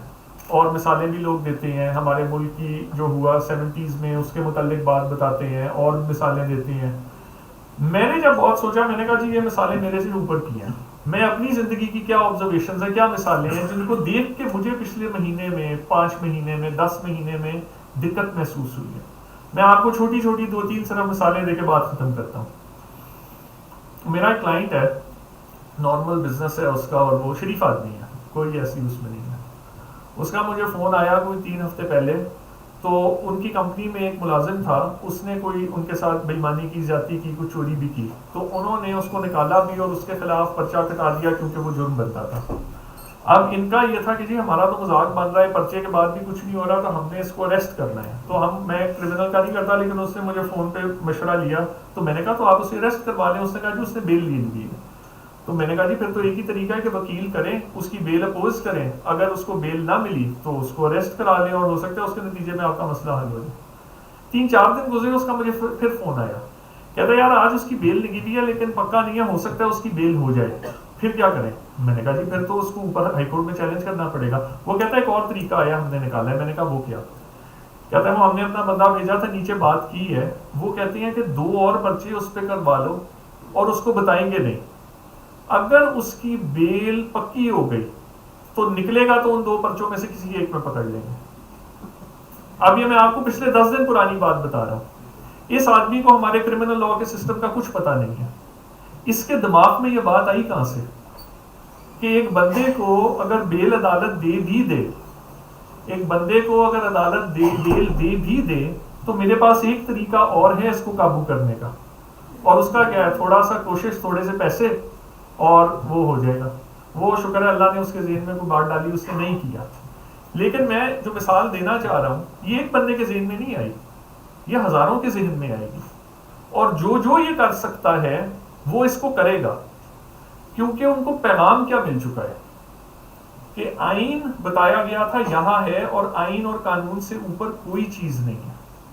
لیکن جب نظر آئے گا کہ آئین کے اوپر کوئی طاقت ہے، اور جہاں پہ طاقت آ جائے تو آئین اور قانون نیچے رہ جاتا ہے. تو اب ہر بندے کو وہ طاقت نہیں چاہیے. اس بندے کو صرف اتنی طاقت چاہیے جتنی طاقت سے اس کا مسئلہ حل ہو جائے. کسی کا مسئلہ پولیس کے لیول پہ ہوگا, وہ پولیس کے لیول کی قانون سے زیادہ طاقت لے آئے گا, وہ پولیس سے اپنا کروا لے گا. کسی کو طاقت صرف سول جج کے لیول پہ چاہیے, کسی کو طاقت کسی سرکاری افسر کے لیول پہ چاہیے. وہ جس طرح کی طاقت مرضی چاہیے وہ اس کا استعمال کر لے, کیونکہ اصول واضح ہو چکا ہے کہ آئین اور قانون سب سے اوپر نہیں ہے, طاقت اس سے اوپر ہے. اور آپ اگر اتنی طاقت استعمال کر لیں جس سے ہوئے ہوئے فیصلے کو بھی آپ دفاع کر دیں تو آپ کا کوئی مسئلہ نہیں ہوگا جب تک آپ کے پاس وہ طاقت ہے. میں دوسری مثال دیتا ہوں جو ہم نے اپنے سامنے دیکھی. یہ تھوڑی پرانی بات ہے, 2007 یا 2008 کی بات ہے. ہم جو دفتر میں کام کرتے ہیں اس میں بہت زیادہ کام یہ بجلی کے کارخانوں کا کرتے ہیں. پرویز مشرف صاحب کا دور تھا اور ایک بہت بڑی باہر کی کمپنی تھی, وہ آ رہی تھی یہاں پہ ایک بہت بڑی انویسٹمنٹ کرنی ہے, اور اس میں دنیا کے کئی ملک اس طرح کے لوگوں کے پیچھے ہوتے ہیں کہ جی آپ ہمارے ملک میں لگائیں, ہمارے ملک میں لگائیں. ان کے ساتھ ہماری 1 گھنٹہ بحث ہوئی کہ یہ چیز ڈالیں یہ نہ ڈالیں. وہ بحث کریں نہیں 10% ریٹرن نہیں 14% ہونا چاہیے, یہ ہو گیا تو کیا ہوگا, وہ ہو گیا تو 100 صفحے کا کانٹریکٹ تھا, اس پہ کئی دیر بحث ہوتی رہی. اینڈ میں کہیں نہ کہیں ان معاملات پہ تو پہنچنا شروع ہو گئے. ان کے وکیل باہر کی ایک بہت مشہور لا فرم تھی وہ تھے, اور اس میں ایک بڑی عمر کا ان کا جو سب سے سینئر پارٹنر تھا وہ بیٹھا ہوا تھا. اس نے پاکستان میں 90s میں بھی 2-3 اس طرح کے کلائنٹس کو ایڈوائز کیا ہوا تھا. جب انہوں نے اپنی مرضی کی بے شمار چیزیں لکھوا لی, اور ہم بھی بیٹھے ہوئے تھے, ایک اور کمپنی دوسرے جو سائٹ تھی ان کو ریپرزینٹ کر رہی تھی پاکستان میں, وہ بندہ 1.5 دن گفتگو میں نہیں بولا. جب سارا کچھ لکھا گیا نا, اس نے اینڈ میں کہا جینٹلمین آئی ہیو 1 کوسچن. ساروں نے اس کی طرف دیکھا کہ 1.5 دن بعد بولا ہے تو کیا کہے گا. اس نے کہا what is the guarantee that what we have written will be enforced. What is the guarantee that what we have written after so much effort that it will be enforced. اس کا جواب اس کمرے میں بیٹھے ہوئے نہ کسی پاکستانی وکیل کے پاس تھا اور نہ کسی بزنس مین کے پاس تھا. اور آج میں آپ سے یہ سوال پوچھتا ہوں کہ اگر آج یہ کوئی سوال کرے اور وہ کہے کہ سب سے اوپر آئین, اس کے بعد قانون, اور اس کے بعد میرا تمہارا ہاتھ سے لکھا ہوا معاہدہ, تو اگر تمہارے ملک میں آئین کے لکھے ہوئے الفاظ یا انفورس نہیں ہوتے یا عدالت کے حکم کے باوجود انفورس نہیں ہوتے, تو میرے معاہدے کی باری کس دن آئے گی انفورس کرنے کے لیے. اور اس میں آخری بات جو اس سے لنکڈ ہے, ہم نے اپنا یہ سنا ہے, یہ بڑا مشہور ورڈ ہے کنٹری رسک اس کو کہتے ہیں. ہم کئی دفعہ لوگوں سے بات کرتے ہیں, باہر کے وکیلوں سے, باہر کی پارٹیاں وہ آتی ہیں پاکستان میں, ہم کہتے ہیں آپ ہمارے ملک میں انویسٹ کیوں نہیں کرتے, یا کرتے ہیں. یہ چیز جو مجھے کیسے افیکٹ کرتا ہے, ایک شخص آئے گا ایک پاکستان کی طرح کا آئیڈینٹیکل ملک ہو, یہی پاپولیشن, یہی سارا کچھ, یہی ڈیمانڈ, یہی سپلائی, وہ یہاں پہ انویسٹمنٹ کرے گا اور وہ کہے گا کہ اس کے بدلے میں آپ سے 10% ریٹرن لوں گا. وہ پاکستان میں آئے گا, سارا کچھ وہی ہے, وہ مجھے کہے گا میں آپ سے 10% نہیں 25% ریٹرن لوں گا. میں اسے کہوں گا یار یہ تم کیا بات کر رہے ہو, میں نے تم نے پچھلے مہینے معاہدہ کیا ہے, میں نے وہ سارا دیکھا, ایک ایک شک ایسی ہے جو یہاں پہ ہے, اس سے تم 10% لے رہے ہو, میرے سے 25% کیوں لے رہے ہو. یہ میں نے ایکچوئل جواب سنا ہوا ہے جو میں آپ کو بتا رہا ہوں. انہوں نے کہا کہ آپ کے ملک میں مجھے آج پتہ نہیں ہے کہ 4 سال بعد یا 8 سال بعد یا 12 سال بعد جب میرا جھگڑا ہوگا, اور اگر آپ کے ملک کی کوئی پاورفل پارٹی یا حکومت یا کوئی اور میرے مقابلے میں کھڑی ہو گئی, تو جو اس میں لکھی ہوئی ایشورنسز اور کمٹمنٹس مجھے دی گئی ہیں وہ مجھے ملیں گی کہ نہیں ملیں گی مجھے نہیں پتا. ہو سکتا ہے ایسے حالات نہ آئیں, لیکن اگر آ گئے, اس ملک میں مجھے یہ رسک نہیں ہے, آپ کے ملک میں مجھے یہ رسک ہے. کیونکہ مجھے آپ کے ملک میں یہ رسک ہے, جہاں پہ بھی میں زیادہ رسکی کام, یا تو میں رسکی کام کروں گا ہی, میں ادھر کیوں آؤں, میں کہیں اور چلا جاتا ہوں, یا اگر مجھے زیادہ رسک لینا ہے, ہماری زندگی بھی یہی ہے نا, میں اگر زیادہ رسک لوں گا تو میں اس کو کہوں گا مجھے اس کے بدلے میں زیادہ ملنا چاہیے, میں اپنی جان جوکھوں میں ڈال دوں. تو وہ کہتا ہے وہ جو زیادہ رسک مجھے آپ کے یہاں آنے سے لینا پڑتا ہے, یہ اس رسک کی قیمت ہے, اور یہ وہ قیمت ہے جو بجلی کے بلوں میں, گیس کے بلوں میں ہم باہر والوں کو 100 گالیاں دے سکتے ہیں, وہ برے ہوں گے, لیکن ہمارے پاس بھی تو کچھ ہونا چاہیے ان سے بات کرنے کے لیے. سو کمنگ بیک ٹو کہ بحران ہے کہ نہیں ہے، یہ تو میں آپ پہ چھوڑتا ہوں کہ ان ساری باتوں کے بعد بحران ہے کہ نہیں ہے.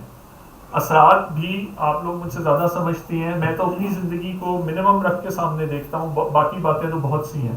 اور میں اس پہ ختم کرتا ہوں کہ یہ جب ہم لا پڑھ رہے تھے فرسٹ ایئر میں، ہم نے کانسٹیٹیوشنل لا پڑھا تھا، آپ بھی گوگل کریں کہیں پہ بھی پڑھیں، تو ایک بہت مشہور انگلش فلاسفر تھا، اس کا کوٹ ہے کہ where ever law ends trainee begins. جہاں پہ قانون ختم ہوتا ہے ظلم وہاں سے شروع ہوتا ہے. اور ظلم کیا ہے کہ جس کا جو حق ہے وہ حق اس کو نہ ملے. اور ہم سب کے لیے، ہم شاید یہاں پہ کوئی الیکشن لڑنے والا نہیں ہے، کوئی ای سی پی کا ممبر نہیں ہے، کوئی جج نہیں ہے، لیکن یہ لڑائی شاید صرف ان کی نہیں ہے. آئین جب ٹوٹتا ہے، یہ سوال ہے میرا اپنے لیے بھی آپ کے لیے بھی، کہ کیا چیزیں نیچے سے اوپر جاتی ہیں یا اوپر سے نیچے آتی ہیں. شاید نیچے کوئی اشارہ توڑ دے، اس کے اثرات تو اوپر تک نہ جائیں، لیکن جب سب سے اونچی سطح پہ اور سب سے اعلیٰ اداروں میں جب آئین توڑا جائے گا، اس کے اثرات صرف وہاں تک نہیں رکیں گے. جو آپ کے ڈر میں، خوف میں، لالچ میں، کسی چیز میں بھی ایک کام کسی کے کہنے پہ غلط کرے گا، اس کی حیا پھر ختم ہو جائے گی. پھر وہ اپنے لیے کیوں نہیں کرے گا. میں اگر کوئی ادارے میں بیٹھا ہوں، کہیں جج ہوں، کہیں اور ہوں، اور کسی ایک بندے کے کہنے پہ میں ایک غلط کام کرتا ہوں، تو کل میرا بھائی آئے گا، میرا رشتہ دار آئے گا، یا مجھے کوئی فائدہ ہے، میں اس کے لیے کیوں نہیں. یہ تو شرم کی بات ہے. اگر شرم اور حیا رہے گی تو میں نہیں کروں گا. ایک دفعہ وہ شرم حیا اتر جائے گی تو میں سب کچھ کرنا شروع کر دوں گا. سو یہ کہہ کے اثرات پہ آئی ایم سوری، میں شاید زیادہ مجھے پتہ ہی نہیں ہے کہ اس کے اثرات کیا ہوں گے، لیکن کنوکشن میری ضرور ہے کہ اثرات اس کے اچھے نہیں ہوں گے. اور آخری بات صرف میں یہ کرنا چاہوں گا کہ میں یہ سب سے سوال بھی پوچھتا ہوں کہ جی ہوپ کیا ہے، کیونکہ امید کے بغیر ہم کیسے آگے چل سکتے ہیں. ایک تو ہے جو آج میں نے کہیں مجھے کسی نے بھیجا، وہ بھی میں نے دیکھا اور کوئی بڑے فخر سے یہ بات کر رہا تھا کہ پچھلے سال 2-2.5 لاکھ پاکستانی باہر گئے تھے نوکریاں لینے، اس سال 8.5 لاکھ پاکستانی باہر گئے ہیں نوکریاں لینے. سو کوئی لوگ اس پہ خوش بھی ہو رہے تھے کہ جی یہ دیکھیں ہم نے زیادہ بندے باہر بھیج دیا، زیادہ پیسے آئیں گے. لیکن مجھے ہمیشہ یہ لگتا ہے کہ وہ گھر یا وہ ادارہ یا اس کو ملک کہہ لیں، وہ ترقی کر سکتا ہے جہاں پہ رہنے والے اس کے اندر خوش ہیں اور کمٹمنٹ اور فوکس کے ساتھ اپنی best to the best of their abilities وہ وہاں پہ اپنا جو بھی فنکشن ہے وہ پرفارم کر رہے ہیں. اگر وہ نہیں کر سکیں گے تو وہ ادارہ یا ملک نیچے ہی جائے گا. اس میں سے جس میں سکت ہے وہاں سے بھاگنے کی وہ بھاگ جائے گا، جو سکت نہیں ہے رکھتا وہ وہاں رہ جائے گا. سو اب ہمارے لیے کیا ہے، میرے ذہن میں پھر بھی ہے کہ ہمیں کچھ تو آگے کو دیکھنا چاہیے. میرا ذہن یہ کہتا ہے کہ ہمیں ایٹ دا منیمم اپنی ذات تک اس چیز کا احساس تو رکھنا چاہیے کہ آئین کیا ہے، قانون کیا ہے، وہ ضروری اور اہم ہے کہ نہیں ہے. جو اس کے متعلق صحیح بات کرے اس کو ہمیں کم از کم تو یہ ہے کہ ہم اس کو صحیح سمجھیں، اور جو اس میں غلط بات کر رہا ہے اس کو ہم غلط سمجھیں اور غلط کہیں. اور جس حد تک ہم کر سکتے ہیں، جو ہمیں لگتا ہے، میں آئین کے متعلق بات کر رہا ہوں کہ وہ آئین کے حق میں، آئین کی انفورسمنٹ کے لیے بات کر رہا ہے، جو قدم اٹھا رہا ہے، ہم جہاں تک اس کی مدد کر سکتے ہیں وہ تو کریں. کچھ نہیں کر سکتے تو دعا تو کریں، لیکن کوشش اپنی پوری کریں. ہر بندہ انڈیویجولی شاید کمزور ہو، لیکن اپنی ذات میں جو آپ سٹیپ لے سکتے ہیں ایٹ این ایبسولوٹ منیمم، یہ کرائیٹیریا تو ہر شخص کو اپنا بنانا چاہیے. اس کے آگے حالات کیا ہیں، بہتر ہو سکتے ہیں نہیں ہو سکتے، وہ جس طرح میں نے پہلے بھی کہا میری سمجھ میں تو ابھی تک نہیں آتے، تو اس وجہ سے میں اس پہ بات نہیں کروں گا. باقی آپ سب کا شکریہ. میں نے وقت کافی زیادہ لے لیا، لیکن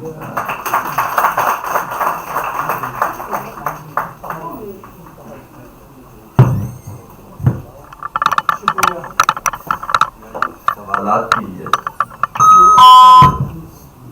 دو بھائی مائک دو. صحیح.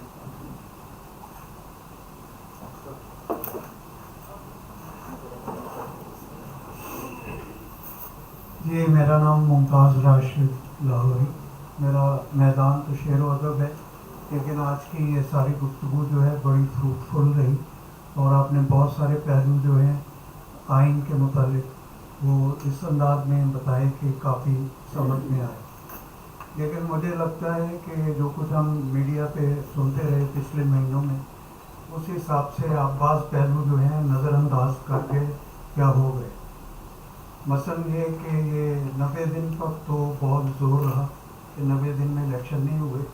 उससे पहले के दौर में जो बल्दियाती इलेक्शन थे वो अदालत के हुक्म के बावजूद कई साल तक वो मुलतवी रहे, वो भी आईनी तकाजा था, उस पर कोई आपने रोशनी नहीं डाली।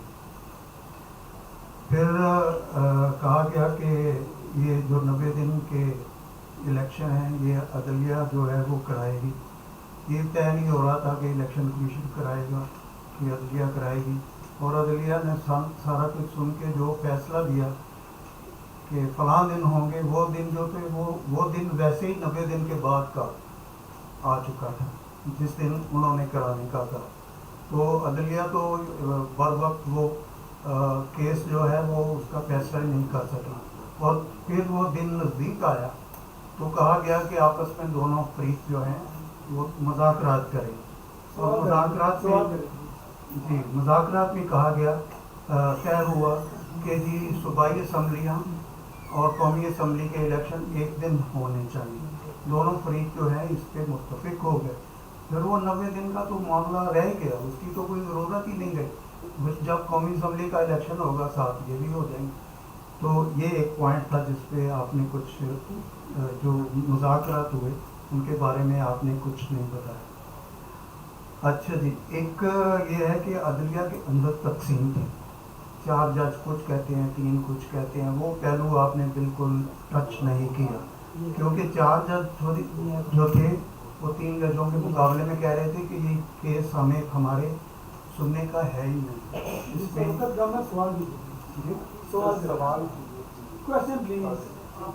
सवाल तो निकल ही रहे हैं, अगर बहुत ज़्यादा हो गया रहने मैं तो ये सवाल मैं इसको ब्रीफली अपना दे देता हूँ जवाब। 3 आपके सवाल मुझे समझ आए हैं। एक आपने कहा कि जो थी लोकल गवर्नमेंट के इलेक्शंस वो होने चाहिए थे और वो नहीं हुए, तो मैं तो आपसे बिल्कुल एग्री करता हूँ। लोकल गवर्नमेंट आइन का तकाजा है कि उसके होने चाहिए और बिल्कुल कराने चाहिए थे, और जिन ने नहीं कराए वो उनको शर्म भी करनी चाहिए और एहसास भी करना चाहिए। तो वो तो बिल्कुल एक इलीगैलिटी थी। एक फ़र्क उसमें मैं फिर भी समझता हूँ है, लोकल गवर्नमेंट के ऊपर आइन में सिर्फ एक प्रोविजन है 140A, जो सिर्फ सिंपली ये कहता है कि हर सूबा लोकल गवर्नमेंट का लॉ बनाएगा और उस लॉ के तहत इलेक्शन कराएगा। वो बहुत अहम चीज़ है, और मैंने कह दिया कि वो तो गलत है। लेकिन मेरी नज़र में जो जनरल इलेक्शन है और जो आइन की स्कीम में उसकी अहमियत और सेंट्रलिटी है, वो लोकल गवर्नमेंट के इलेक्शन की उस तरह नहीं है। अलबत्ता दोनों अपनी अपनी जगह बिल्कुल गलत हैं। ये मेरे ख्याल में ज़्यादा मेजर इशू है, क्योंकि इस पे आइन के 50 सफ़े हैं, उसके ऊपर कम चीज़ है, बट नॉनदलेस वो गलत था। दूसरा आपका सवाल ये था कि जजों, आपने कहा कि जजों की आपस की जी जी, अच्छा ये बड़ा मेरा उस पर व्यू ज़रूर होगा कि कौन जज सही है कौन नहीं है, लेकिन वो मैं उसको साइड पे रखता हूँ। मैं तो जिस तरह यहाँ आज बात कर रहा हूँ, मैं एक शहरी हूँ, ना मैं जज हूँ, ना सियासतदान हूँ, ना कुछ और हूँ। मेरा तो फिर इशू उन तमाम जजेस से है, क्योंकि मैंने आइन पढ़ा, मुझे उसमें नज़र आया कि 90 दिन में इलेक्शन होना चाहिए। मुझे उसमें नज़र आया कि मेरा एक राइट था, राइट टू वोट। मुझे आज तक वो राइट टू वोट नहीं मिला। वो चाहे एक जज की वजह से नहीं मिला, 10 जजों की वजह से नहीं मिला, उनके आपस के झगड़ों की वजह से नहीं मिला, जो भी उसमें मसला है। सो शहरी के नाते मैं ये नहीं कहता ये जज सही है या ये जज सही है, उसमें मेरी राय ज़रूर है, लेकिन वो इशू इरेलेवेंट है, वो तो मेरी ज़ात की राय है। मैं फॉर एवरी सिटीजन ये समझता हूँ कि हमारा राइट क्या है कि इस आइन में लिखा हुआ है कि इलेक्टेड गवर्नमेंट्स होंगी और पार्लियामेंट्री वो होगी डेमोक्रेसी। सो वो तो आज तक नहीं हुई, और वो अगले 6 महीने में होती भी नजर भी नहीं आ रही, हो सकता है उससे आगे भी ना हो। उसमें इल्ज़ाम हम सारी अदलिया पे डाल दें, किन्हीं पे डालें, वो हम देख सकते हैं कि किसकी है। लेकिन बहरान की तो यही है कि बहरान सिर्फ ये नहीं है कि हमसे इलेक्शन या ये वो नहीं हो रहे, बहरान ये है कि सारे कहते हैं हाँ, एक बंदा नहीं मिलेगा जो कहता है 90 दिन में इलेक्शन नहीं होने चाहिए, लेकिन कराने के टाइम पे किसी को समझ नहीं आ रही कि इलेक्शन कब होनी है। سو اس وجہ سے وہ جس بھی ججز کی ہے وہ تاریخ ان کے متعلق لکھے گی کہ کس نے صحیح رول پلے کیا کس نے غلط کیا، لیکن اس کا اینڈ رزلٹ کیا ہے؟ اینڈ رزلٹ یہ ہے کہ الیکشن نہیں ہو رہے اور اس کے نتیجے میں ہم جہاں بیٹھے ہیں وہاں بیٹھے ہیں، اور جو لوگ خوش ہیں اس بات پہ وہ بھی دلیل کوئی نہیں دیتے کہ کیوں نہیں ہو رہے. مطلب کوئی بات بن جاتی ہے لیکن آج تک عدالتوں میں بھی کوئی یہ دلیل نہیں لے کے آیا کہ اس پہ کوئی فیصلہ ہی ہو جائے.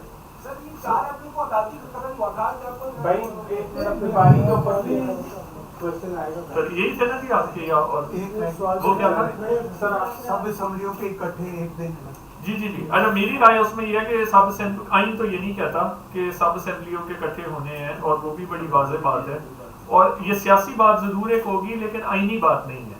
اور کسی جو لوگ اکٹھے الیکشن کی بات کر رہے ہیں وہ شاید ٹی وی میں تو کرتے ہیں اور میڈیا میں بھی کرتے ہیں اور سیاسی طور پہ ضرور کرتے ہیں. آئینی اعتبار سے میں نے کم از کم کوئی سیریس بات ابھی تک یا آرگیومنٹ یہ نہیں سنی کورٹس کے اندر جس میں کسی نے کہا ہوگا کہ جی سب اسمبلیوں کے الیکشن اکٹھے ہونے چاہیے. تو سیاسی جو بات ہے اس کے مطلب لوگوں کی رائے ہوگی، اس میں فائدہ بھی ہو سکتا ہے، کچھ نظر بھی آتا ہے، بٹ آج کے آئین میں اس کی گنجائش نظر نہیں آتی. ہمارے سلیبس میں ابھی تک بچوں کو بریٹن کے بارے میں وہی کہ ہمارے دشمن ہیں. ظفر علی خان صاحب کا شعر ہے، نانی روزی کو رکھ اس نے میری سرکشی پر بھی، خداوندان لندن سے میرا پروردگار اچھا. علامہ اقبال بھی رہیں گے، گاندھی بھی رہیں گے، قائد اعظم بھی، سارے وہیں پہ تعلیم آپ کو اللہ تعالیٰ نے موقع دیا. میں بھی میرے کالج سیالکوٹ سے پڑھا. وہ بیرسٹری کر کے آئے تھے اقبال، انہوں نے پریکٹس نہیں کی، شاید پیدا ہوا وکیل تو شیطان نے کہا لو آج ہم بھی صاحب اولاد ہو گئے. میرا سوال یہ ہے، میں نے بھی کہا کیا LLM میں کتاب بھی لکھی جا رہی ہے تو پڑھائی جاری ہے. میرا آپ سے یہ سوال ہے، آپ نے جسٹس پہ بڑا زور دیا، ہم سارے اس وقت درخواست مسلمان بیٹھے ہیں. جب حبشہ وفد گیا تھا تو نجاشی نے انصاف کیا تھا. جب حضور صلی اللہ علیہ وسلم لہولہان ہوئے تھے عداس نے پوچھا. تو اب آئین میں صرف پریزیڈنٹ مسلمان بن سکتا ہے، کیا یہ انصاف ہے؟ میں آپ سے، آپ نے یہاں کا لا پڑھا ہے، پاکستان کا لکھنا پڑھا ہوگا، میں نے بھی پڑھا ہے. ایک لاف دی ہیون ہے، قرآن پاک صرف ہم تلاوت کے لیے لگاتے.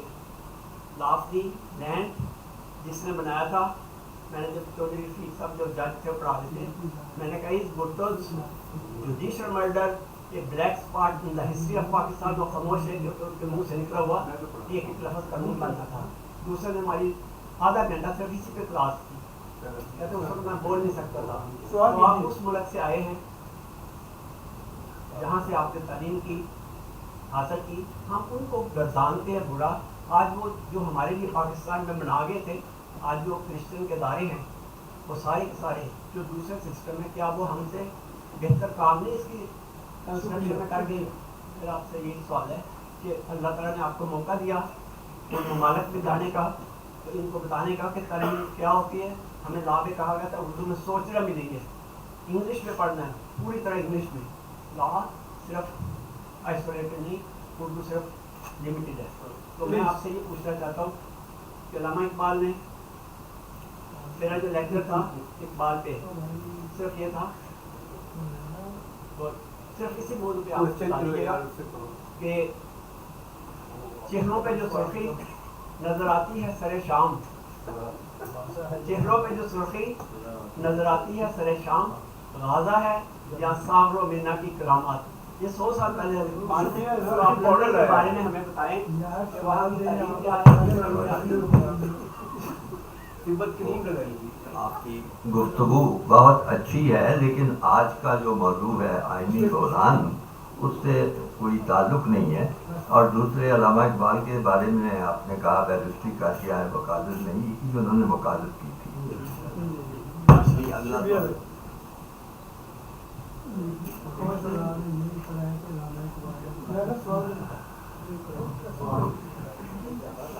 میرا نام رضوان الحق ہے اور میرا سوال یہ ہے کہ آج کا عنوان تھا موجودہ آئینی بحران اور اس کے اثرات. تو موجودہ آئینی بحران پہ بہت بات ہوئی، لیکن اس کے اثرات کے بارے میں آپ نے ایک طرح سے معذرت کی تو ان سے میں آگاہ نہیں. تو ہم یہاں جب آتے ہیں تو آتے اس لیے ہیں کہ جو ہمارے ذہن میں سوالات ہوتے ہیں ان کا شافی جواب ملے.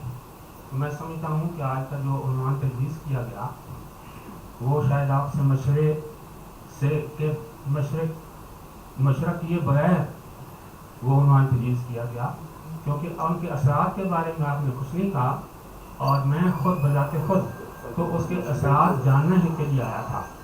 ہمارے یہاں آنے کا مقصد مقرر کے علاوہ ایک تنقیدی جائزہ سننا بھی ہمارے پیش نظر ہوتا ہے، اور یہ فریضہ سر انجام دیتے ہیں خالد محمود صاحب.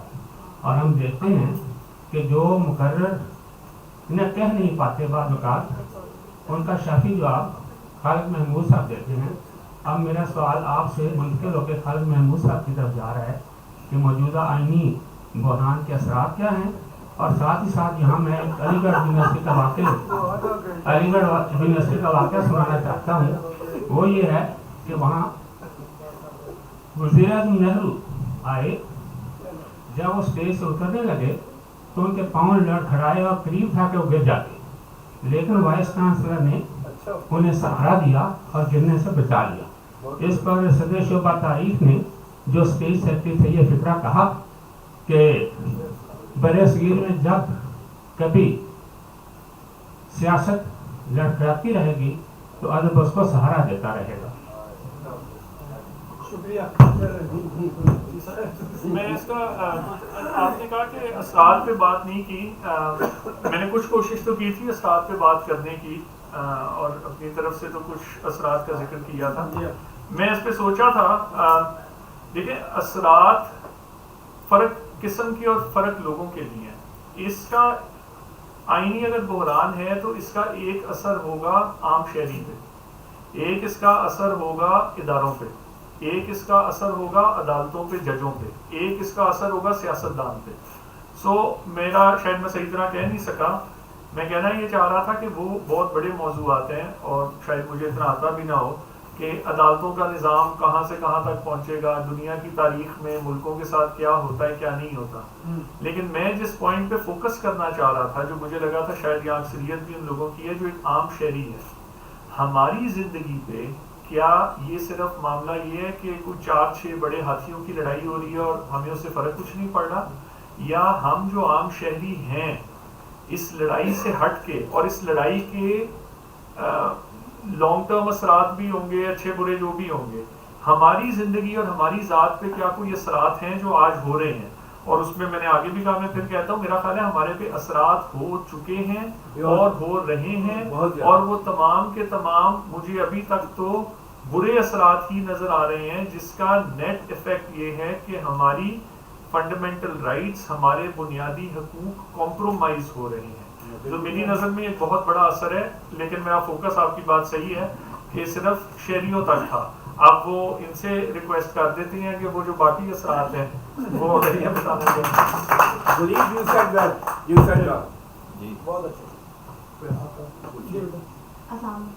First of all, thank you so much for highlighting so many aspects, and I am really surprised by the last question because impacts तो इतने इनफैक्ट आपने डिस्कस किए कि they are really worrisome to think about कि एक common इंसान की life पे भी कितना ज़्यादा इम्पैक्ट है. So coming towards my question, sir, first of all कि like political parties, if they go for solution towards court, so is it like constitutional or should it happen or should it be resolved before going there? Like should they go there or not?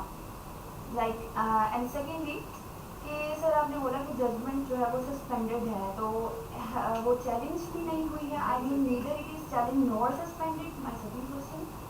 And third कि sir अगर like judiciary is unable to go for enforcement, then there is a kind of stalemate. So constitution में कोई stalemate की situation की solution के लिए भी कोई article like available है या नहीं? And last question is, like public opinion is a huge thing, civil organizations are huge things. So do you think it can find some kind of solution regarding this? The public voice is a huge thing. So public opinion किसी तरह इस चीज़ को shape out कर सकता है कि we need justice, we like our basic rights enforcement and all that. Thank you so much. جی sorry آپ نے ایک سوال کیا تھا وہ ججمنٹ کا میں کلیریفائی کر دوں. میں نے یہ کہا تھا کہ ججمنٹ ہے اور انفیلڈ ہے, سسپینڈ نہیں ہوئی, جس کا یہ مطلب ہے کہ اس کو انفورس بھی ہونا چاہیے, امپلیمنٹ بھی ہونا چاہیے. دوسرا آپ نے کہا کہ یہ جو سیاستدان ہوتے ہیں یا پارٹیاں ہوتی ہیں وہ اپنے مسائل خود حل کریں یا عدالتوں میں جائیں. یہ ہماری عدالتوں میں بھی لکھا ہے اور ملکوں میں بھی لکھا ہے کہ بہتر ہے کہ سیاسی معاملے سیاستدان ہی حل کریں, وہ عدالتوں میں نہ آئیں. تو وہ تو سب سے اچھی بات ہے اگر سیاستدانوں میں اتنی میچورٹی اور اتنی ویژن ہو کہ وہ اپنے مسائل کا حل خود نکال لیں. لیکن یہ کہہ دینا کہ کوئی مسئلہ ایسا جس کے سیاسی پہلو بھی ہیں وہ عدالت میں آ ہی نہیں سکتا, ایسے نہیں ہے, کیونکہ سیاست اور آئین کا آپس میں بہت جوڑ ہے اور بہت سے ایسے معاملات ہوتے ہیں جو سیاسی دیکھنے میں نظر آتے ہیں لیکن ان میں آئینی ایشوز انوالوڈ ہوتے ہیں. تو ہماری عدالتوں نے ہمیشہ یہی کہا ہے کہ جہاں پہ آئینی معاملہ وہ بن جائے گا اس کے بھلے سیاسی امپلیکیشنز بھی ہوں تو ہم ان کا فیصلہ کریں گے. اور عدالتوں کا یہ کام ہے کہ وہ پھر آئین کی معاملات کا قانون کے حساب سے فیصلہ کریں, سیاست میں نہ گھسے. لیکن اس کا یہ مطلب نہیں ہے کہ عدالتی فیصلوں کی سیاسی امپلیکیشنز نہیں ہوتی یا نہیں ہوگی. یہ دو سوری آپ کے اور ایک سوال یہ پوچھنا چاہتا ہوں کہ یہ جو صورتحال ہے نگران حکومت سے, کیا یہ آئین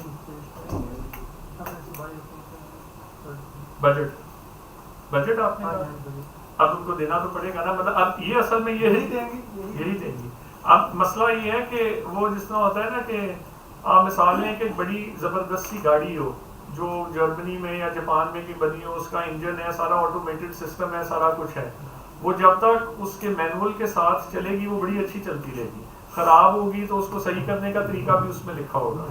اب اگر آپ اس گاڑی کا آدھا انجن نکال کے رکشے کا انجن لگا دیں, اس کے ایک ٹائر کی جگہ کسی وہ دوسری گاڑی کا ٹائر لگا دیں, اس کے جو 2-3 پرزے ہیں ان کو نکال کے کسی اور کا پرزا فٹ کر دیں, تو ایک سٹیج آئے گی جہاں جو اس گاڑی کو بنانے والا بھی ہے نا, اس سے بھی آپ جب سوال کریں گے تو اس کو اس کا جواب نہیں آئے گا, کیونکہ وہ کہے گا یہ گاڑی اور تھی, اس کا مینول اور تھا, آپ نے اس کی شکل کیا بنا دی ہے.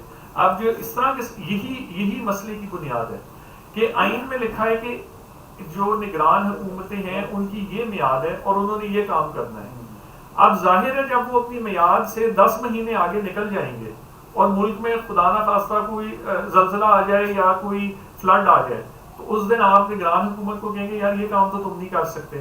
وہ جواب دے گا تم پاگل ہو, میں یہ کام نہیں کر سکتا, لوگ مر رہے ہیں, میں کیوں کام نہیں کر سکتا. لیکن جب آپ نے بنیاد ہی سے اس عمارت کو غلط کھڑا کر دیا تو ایک سٹیج آئے گی جہاں پہ کسی کے پاس نہ کلیئر سوال ہوں گے اور نہ کلیئر جواب ہوں گے. تو جو نگران حکومتوں والا معاملہ ہے وہ بھی یہی ہے, وقت کے گزرتے گزرتے ایسے مسائل آنے شروع ہو جائیں گے. اور صرف ایک بات میں آپ کو اس میں بتاؤں,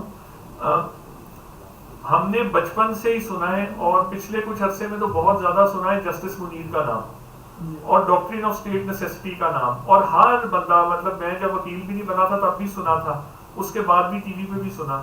میں نے وہ ججمنٹس کبھی نہیں پڑھی تھی جو جسٹس منیر نے ججمنٹس دی 1950s میں نے وہ ججمنٹس نہیں پڑھی تھی. ابھی جب یہ معاملات شروع ہوئے تو ایک دن مجھے خیال آیا یار وہ ججمنٹس تو پڑھوں, وہ ایسی دیکھنے کے لیے. وہ جو میں نے پہلی ججمنٹ دیکھی مولوی تمیز الدین صاحب کی, اس میں وہ میں شارٹ کٹ ڈھونڈ رہا تھا تو میں نے کہا سیدھا وہ ورڈ نیسیسٹی پہ جاؤں, وہی ریلیونٹ پیراگراف ہوگا پڑھ لوں.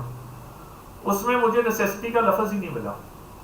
وہاں سے میں نے وہ ججمنٹ پڑھی, آگے پڑھی, اور آپ کو اتنا انٹرسٹنگ, یہ 2 منٹ لگیں گے میں بات بتا دوں.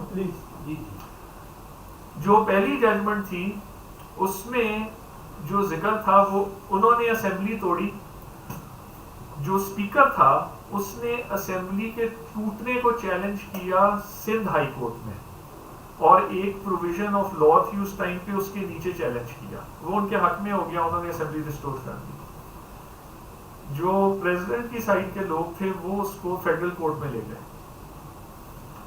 فیڈرل کورٹ نے ایشو کے سبسٹنس میں نہیں فیصلہ کیا کہ صحیح ٹوٹی یا غلط ٹوٹی یا کیا ہوا, جس طرح ابھی بھی بحث چل رہی ہے کہ 90 دن میں ہونا ہے یا نہیں ہونا. سبسٹنس پہ کوئی فیصلہ کرے کہ 90 دن ہے کہ نہیں ہے. انہوں نے ٹیکنیکلٹی کس پہ فیصلہ کیا کہ جس شک کے نیچے آپ سندھ ہائی کورٹ گئے تھے وہ شک قانون میں افیکٹو شک ہے ہی نہیں، کیونکہ یہ 4 سال پہلے جب بنی تھی تو اس کے اوپر گورنر جنرل کا اسینٹ آنا تھا، وہ اسینٹ ہی نہیں آیا، تو یہ شک جو ہے اس وجہ سے وہ ہے ہی نہیں. سبسٹنس جو اصل ایشو ہے اس پہ فیصلہ نہیں کیا، ایک ٹیکنیکلٹی پہ فیصلہ کر دیا. اب اس کا نتیجہ کیا نکلا؟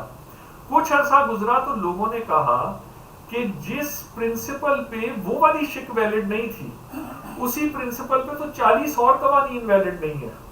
ان کے تحت 5 سال سے اس ملک کا نظام بھی چل رہا ہے اور آپ لوگ فیصلے بھی کر رہے ہیں، تو ان کا کیا ہے؟ وہاں جا کے کسی کو خیال آیا کہ اب اس کو کس طرح بچائیں. انہوں نے کہا اب ہم اسٹیٹ ڈاکٹرین آف نیسیسٹی لگا دیتے ہیں. سو جب آپ ایک چیز غلط کرتے ہیں اور یہ پرنسپل ہے کہ آپ ٹیکنیکلٹیز میں جائیں اور ان کو چکر میں لوگوں کو ڈال کے اصل ایشو کو سائڈ سٹیپ کر دیں، تو اس ٹائم پہ تو آپ اپنا کام نکال جائیں گے. یہ نگران حکومتوں کا یہی ہے. اب 8 مہینے اگر گزر جائیں اور پھر بھی الیکشن نہ ہو تو کوئی ایشو تو کسی دن اٹھ کے آئے گا نا کہ جی نگران حکومت نے یہ ٹیکس لگا دیا، یہ لگا سکتی تھی کہ نہیں. اس دن تو کسی کو فیصلہ کرنا پڑے گا کہ جو نگران حکومت 10 مہینے سے چل رہی ہے وہ صحیح چل رہی ہے کہ نہیں. سو اس وجہ سے مطلب یہ معاملات پھر بڑی دور تک جاتے ہیں، اتنی آسانی سے ان کا حل نہیں ہوتا جب آپ ایک دفعہ خلاف ورزیاں شروع کرتے ہیں. اچھا صرف اینڈ کے اوپر یہ بچی کچھ بات مزید کرنا چاہ رہی ہے. سر وہی والا کوشچن میں نے کمپلیٹ کرنا تھا. ایک تو یہ تھا کہ اسٹیل میں جو ہوا پڑا ہے at the time, is there any constitutional solution of that? Like constitution میں یہ بھی تو ہوگا نا کہ سچویشن کوئی ایسی جس میں اسٹیل میں ڈال گیا، فردر کیا کیا گیا. سر سیکنڈلی ایک یہ چیز تھی کہ پبلک اوپینین اور جو یہ چیزیں ہیں یہ کافی زیادہ رول پلے کرتی ہیں، بیکاز ہماری پاپولیشن موسٹ آف لائک اتنی زیادہ ایجوکیٹڈ بھی نہیں ہے، لیکن اسٹل کوئی سول آرگنائزیشن اور پبلک اوپینین کے تھرو کوئی اس کا سولوشن نکل سکتا ہے. Thank you. جو اسٹیل میٹ کا ہے، جہاں تک میں نے آئین پڑھا ہے، اس طرح کے حالات میرا خیال ہے کسی نے اتنے سوچے بھی نہیں ہوں گے، اور اگر سوچ بھی لیتے تو وہ اس کا کیا حل نکلتے، کیونکہ حل تو آئین کے اندر موجود ہے اور حل بڑا سمپل ہے کہ جو آئین میں لکھا ہے آپ اس کو فالو کر لیں، آج کر لیں. تو حل بڑا سمپل ہے. جہاں اگر کسی کا ذہن نہیں مانتا اس کو کرنے کا تو اس کا حل مجھے تو نہیں اس میں ملا. اور دوسرا آپ نے پبلک اوپینین کا کہا تھا، میرا خیال ہے اہم تو ضرور ہوگی، ہونی تو چاہیے، اور خاص طور پہ جو سویلائزڈ ملک ہوتے ہیں وہاں پہ تو سننے میں یہی آیا ہے کہ پبلک اوپینین میٹر بھی کرتی ہے، وہ لوگ اس پہ کان بھی دھرتے ہیں اور کچھ نہ کچھ کرتے ہیں. سو یہاں پہ ہمیں کوشش تو ضرور کرنی چاہیے اور ساتھ میں دعا بھی کرنی چاہیے کہ کسی کے ذہن میں صحیح بات آ جائے اور اس پہ عمل کریں. بہت شکریہ. باتیں بہت ہوئی ہیں اور بڑی اچھی باتیں ہوئی ہیں. تو مجھے تو اپنے مقرر کی گفتگو سے جو وہ بار بار کہہ رہے تھے کہ جب سے ہم پیدا ہوئے ہیں ہم دیکھ رہے ہیں ماشاء اللہ آتے ہیں، کبھی آئین معطل ہوتا ہے، کبھی کچھ ہوتا ہے. میرا چونکہ تعلق کچھ کرکٹ سے بھی ہے تو اس سے مجھے اپنے مشہور کامنٹیٹر تھے جناب عمر قریشی صاحب، ان کی باتیں سن کے لوگ کہا کرتے تھے کہ جب سے ہم نے کوچ سنبھالا ہے پاکستان کی کرکٹ ٹیم اور معیشت کو ہمیشہ خطرے میں ہی پایا ہے. اسی طرح یہ معاملہ بحرانوں کا ہے، تو بحران پہ بحران آتے رہتے ہیں. کیونکہ ہمارے مقرر جو ہیں بڑے وکالت کے پیشے سے وابستہ ہیں، تو انہوں نے بڑی ایسے انداز میں گفتگو کی ہے کہ ہر طرح کے اشارے اور ہر طرح کی آپ کو معاملات پہ اپنی رائے دی ہے. تو فیصلہ انہوں نے آپ پہ چھوڑ دیا ہے، اور اسی لیے ہمارے دوست اور ساتھی پروفیسر رضوان الحق صاحب جو ہیں وہ کافی اس میں کچھ پریشان سے نظر آتے ہیں کہ اثرات سننے کے لیے آئے تھے تو وہ دو میں پتہ نہیں چلے. تو اثرات ضروری نہیں کسی پہ کسی کو کوئی بخار ہو جائے، کوئی ٹانگ ٹوٹ جائے تو وہی اثرات نظر آتے ہیں. ساری قوم دیکھ رہی ہے سر. میں سمجھتا ہوں کہ انہوں نے بڑی دانش مندی سے اور بڑی سمجھ بوجھ سے اس موضوع کے ساتھ انصاف کیا ہے. جیسے انہوں نے کہا کہ اثرات مختلف طبقوں پہ، مختلف لوگوں پہ مختلف ہوتے ہیں. اداروں پہ اثرات مختلف ہوں گے، شخصیات پہ، سیاسی جماعتوں پہ اثرات مختلف ہوں گے، اور عدالتوں پہ اثرات مختلف ہوں گے. اگر ان سب پہ جایا جائے، گفتگو کی جائے، ان کا احاطہ کیا جائے تو میرا خیال ہے ہم رات تک بھی بیٹھے رہیں گے اور اثرات پہ گفتگو ہوتی رہے گی. انہوں نے ایک بڑی اچھی چیز یہ کی ہے کہ انہوں نے ایک عام پاکستانی شہری جو اس قوم کا حصہ ہے اس پہ کیا اثرات ہو سکتے ہیں وہ آپ سے بات کرنے کی کوشش کی ہے اور واضح مثالیں دے دے کے بات کی ہے. اور اس میں انہوں نے بتایا ہے کہ کس طرح آپ کے جو بنیادی حقوق ہیں وہ کس بری طرح متاثر ہو رہے ہیں. یعنی آپ کو نہ کوئی الیکشن لڑنے میں کوئی مسئلہ تھا, آپ نے کوئی سیاسی جماعت نہیں کی, آپ نے الیکشن لڑنا تھا, لیکن آپ کا ایک حق جو تھا ووٹ دینے کا وہ متاثر ہو چکا ہے.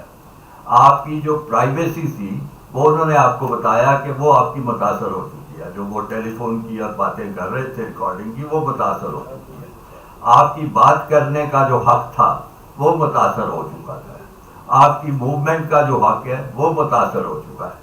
اگر اتنے اثرات سن کے بھی آپ کی تسلی نہیں ہوتی تو مزید اور کہتے ہیں تو میں اثرات میں اضافہ کر دیتا ہوں.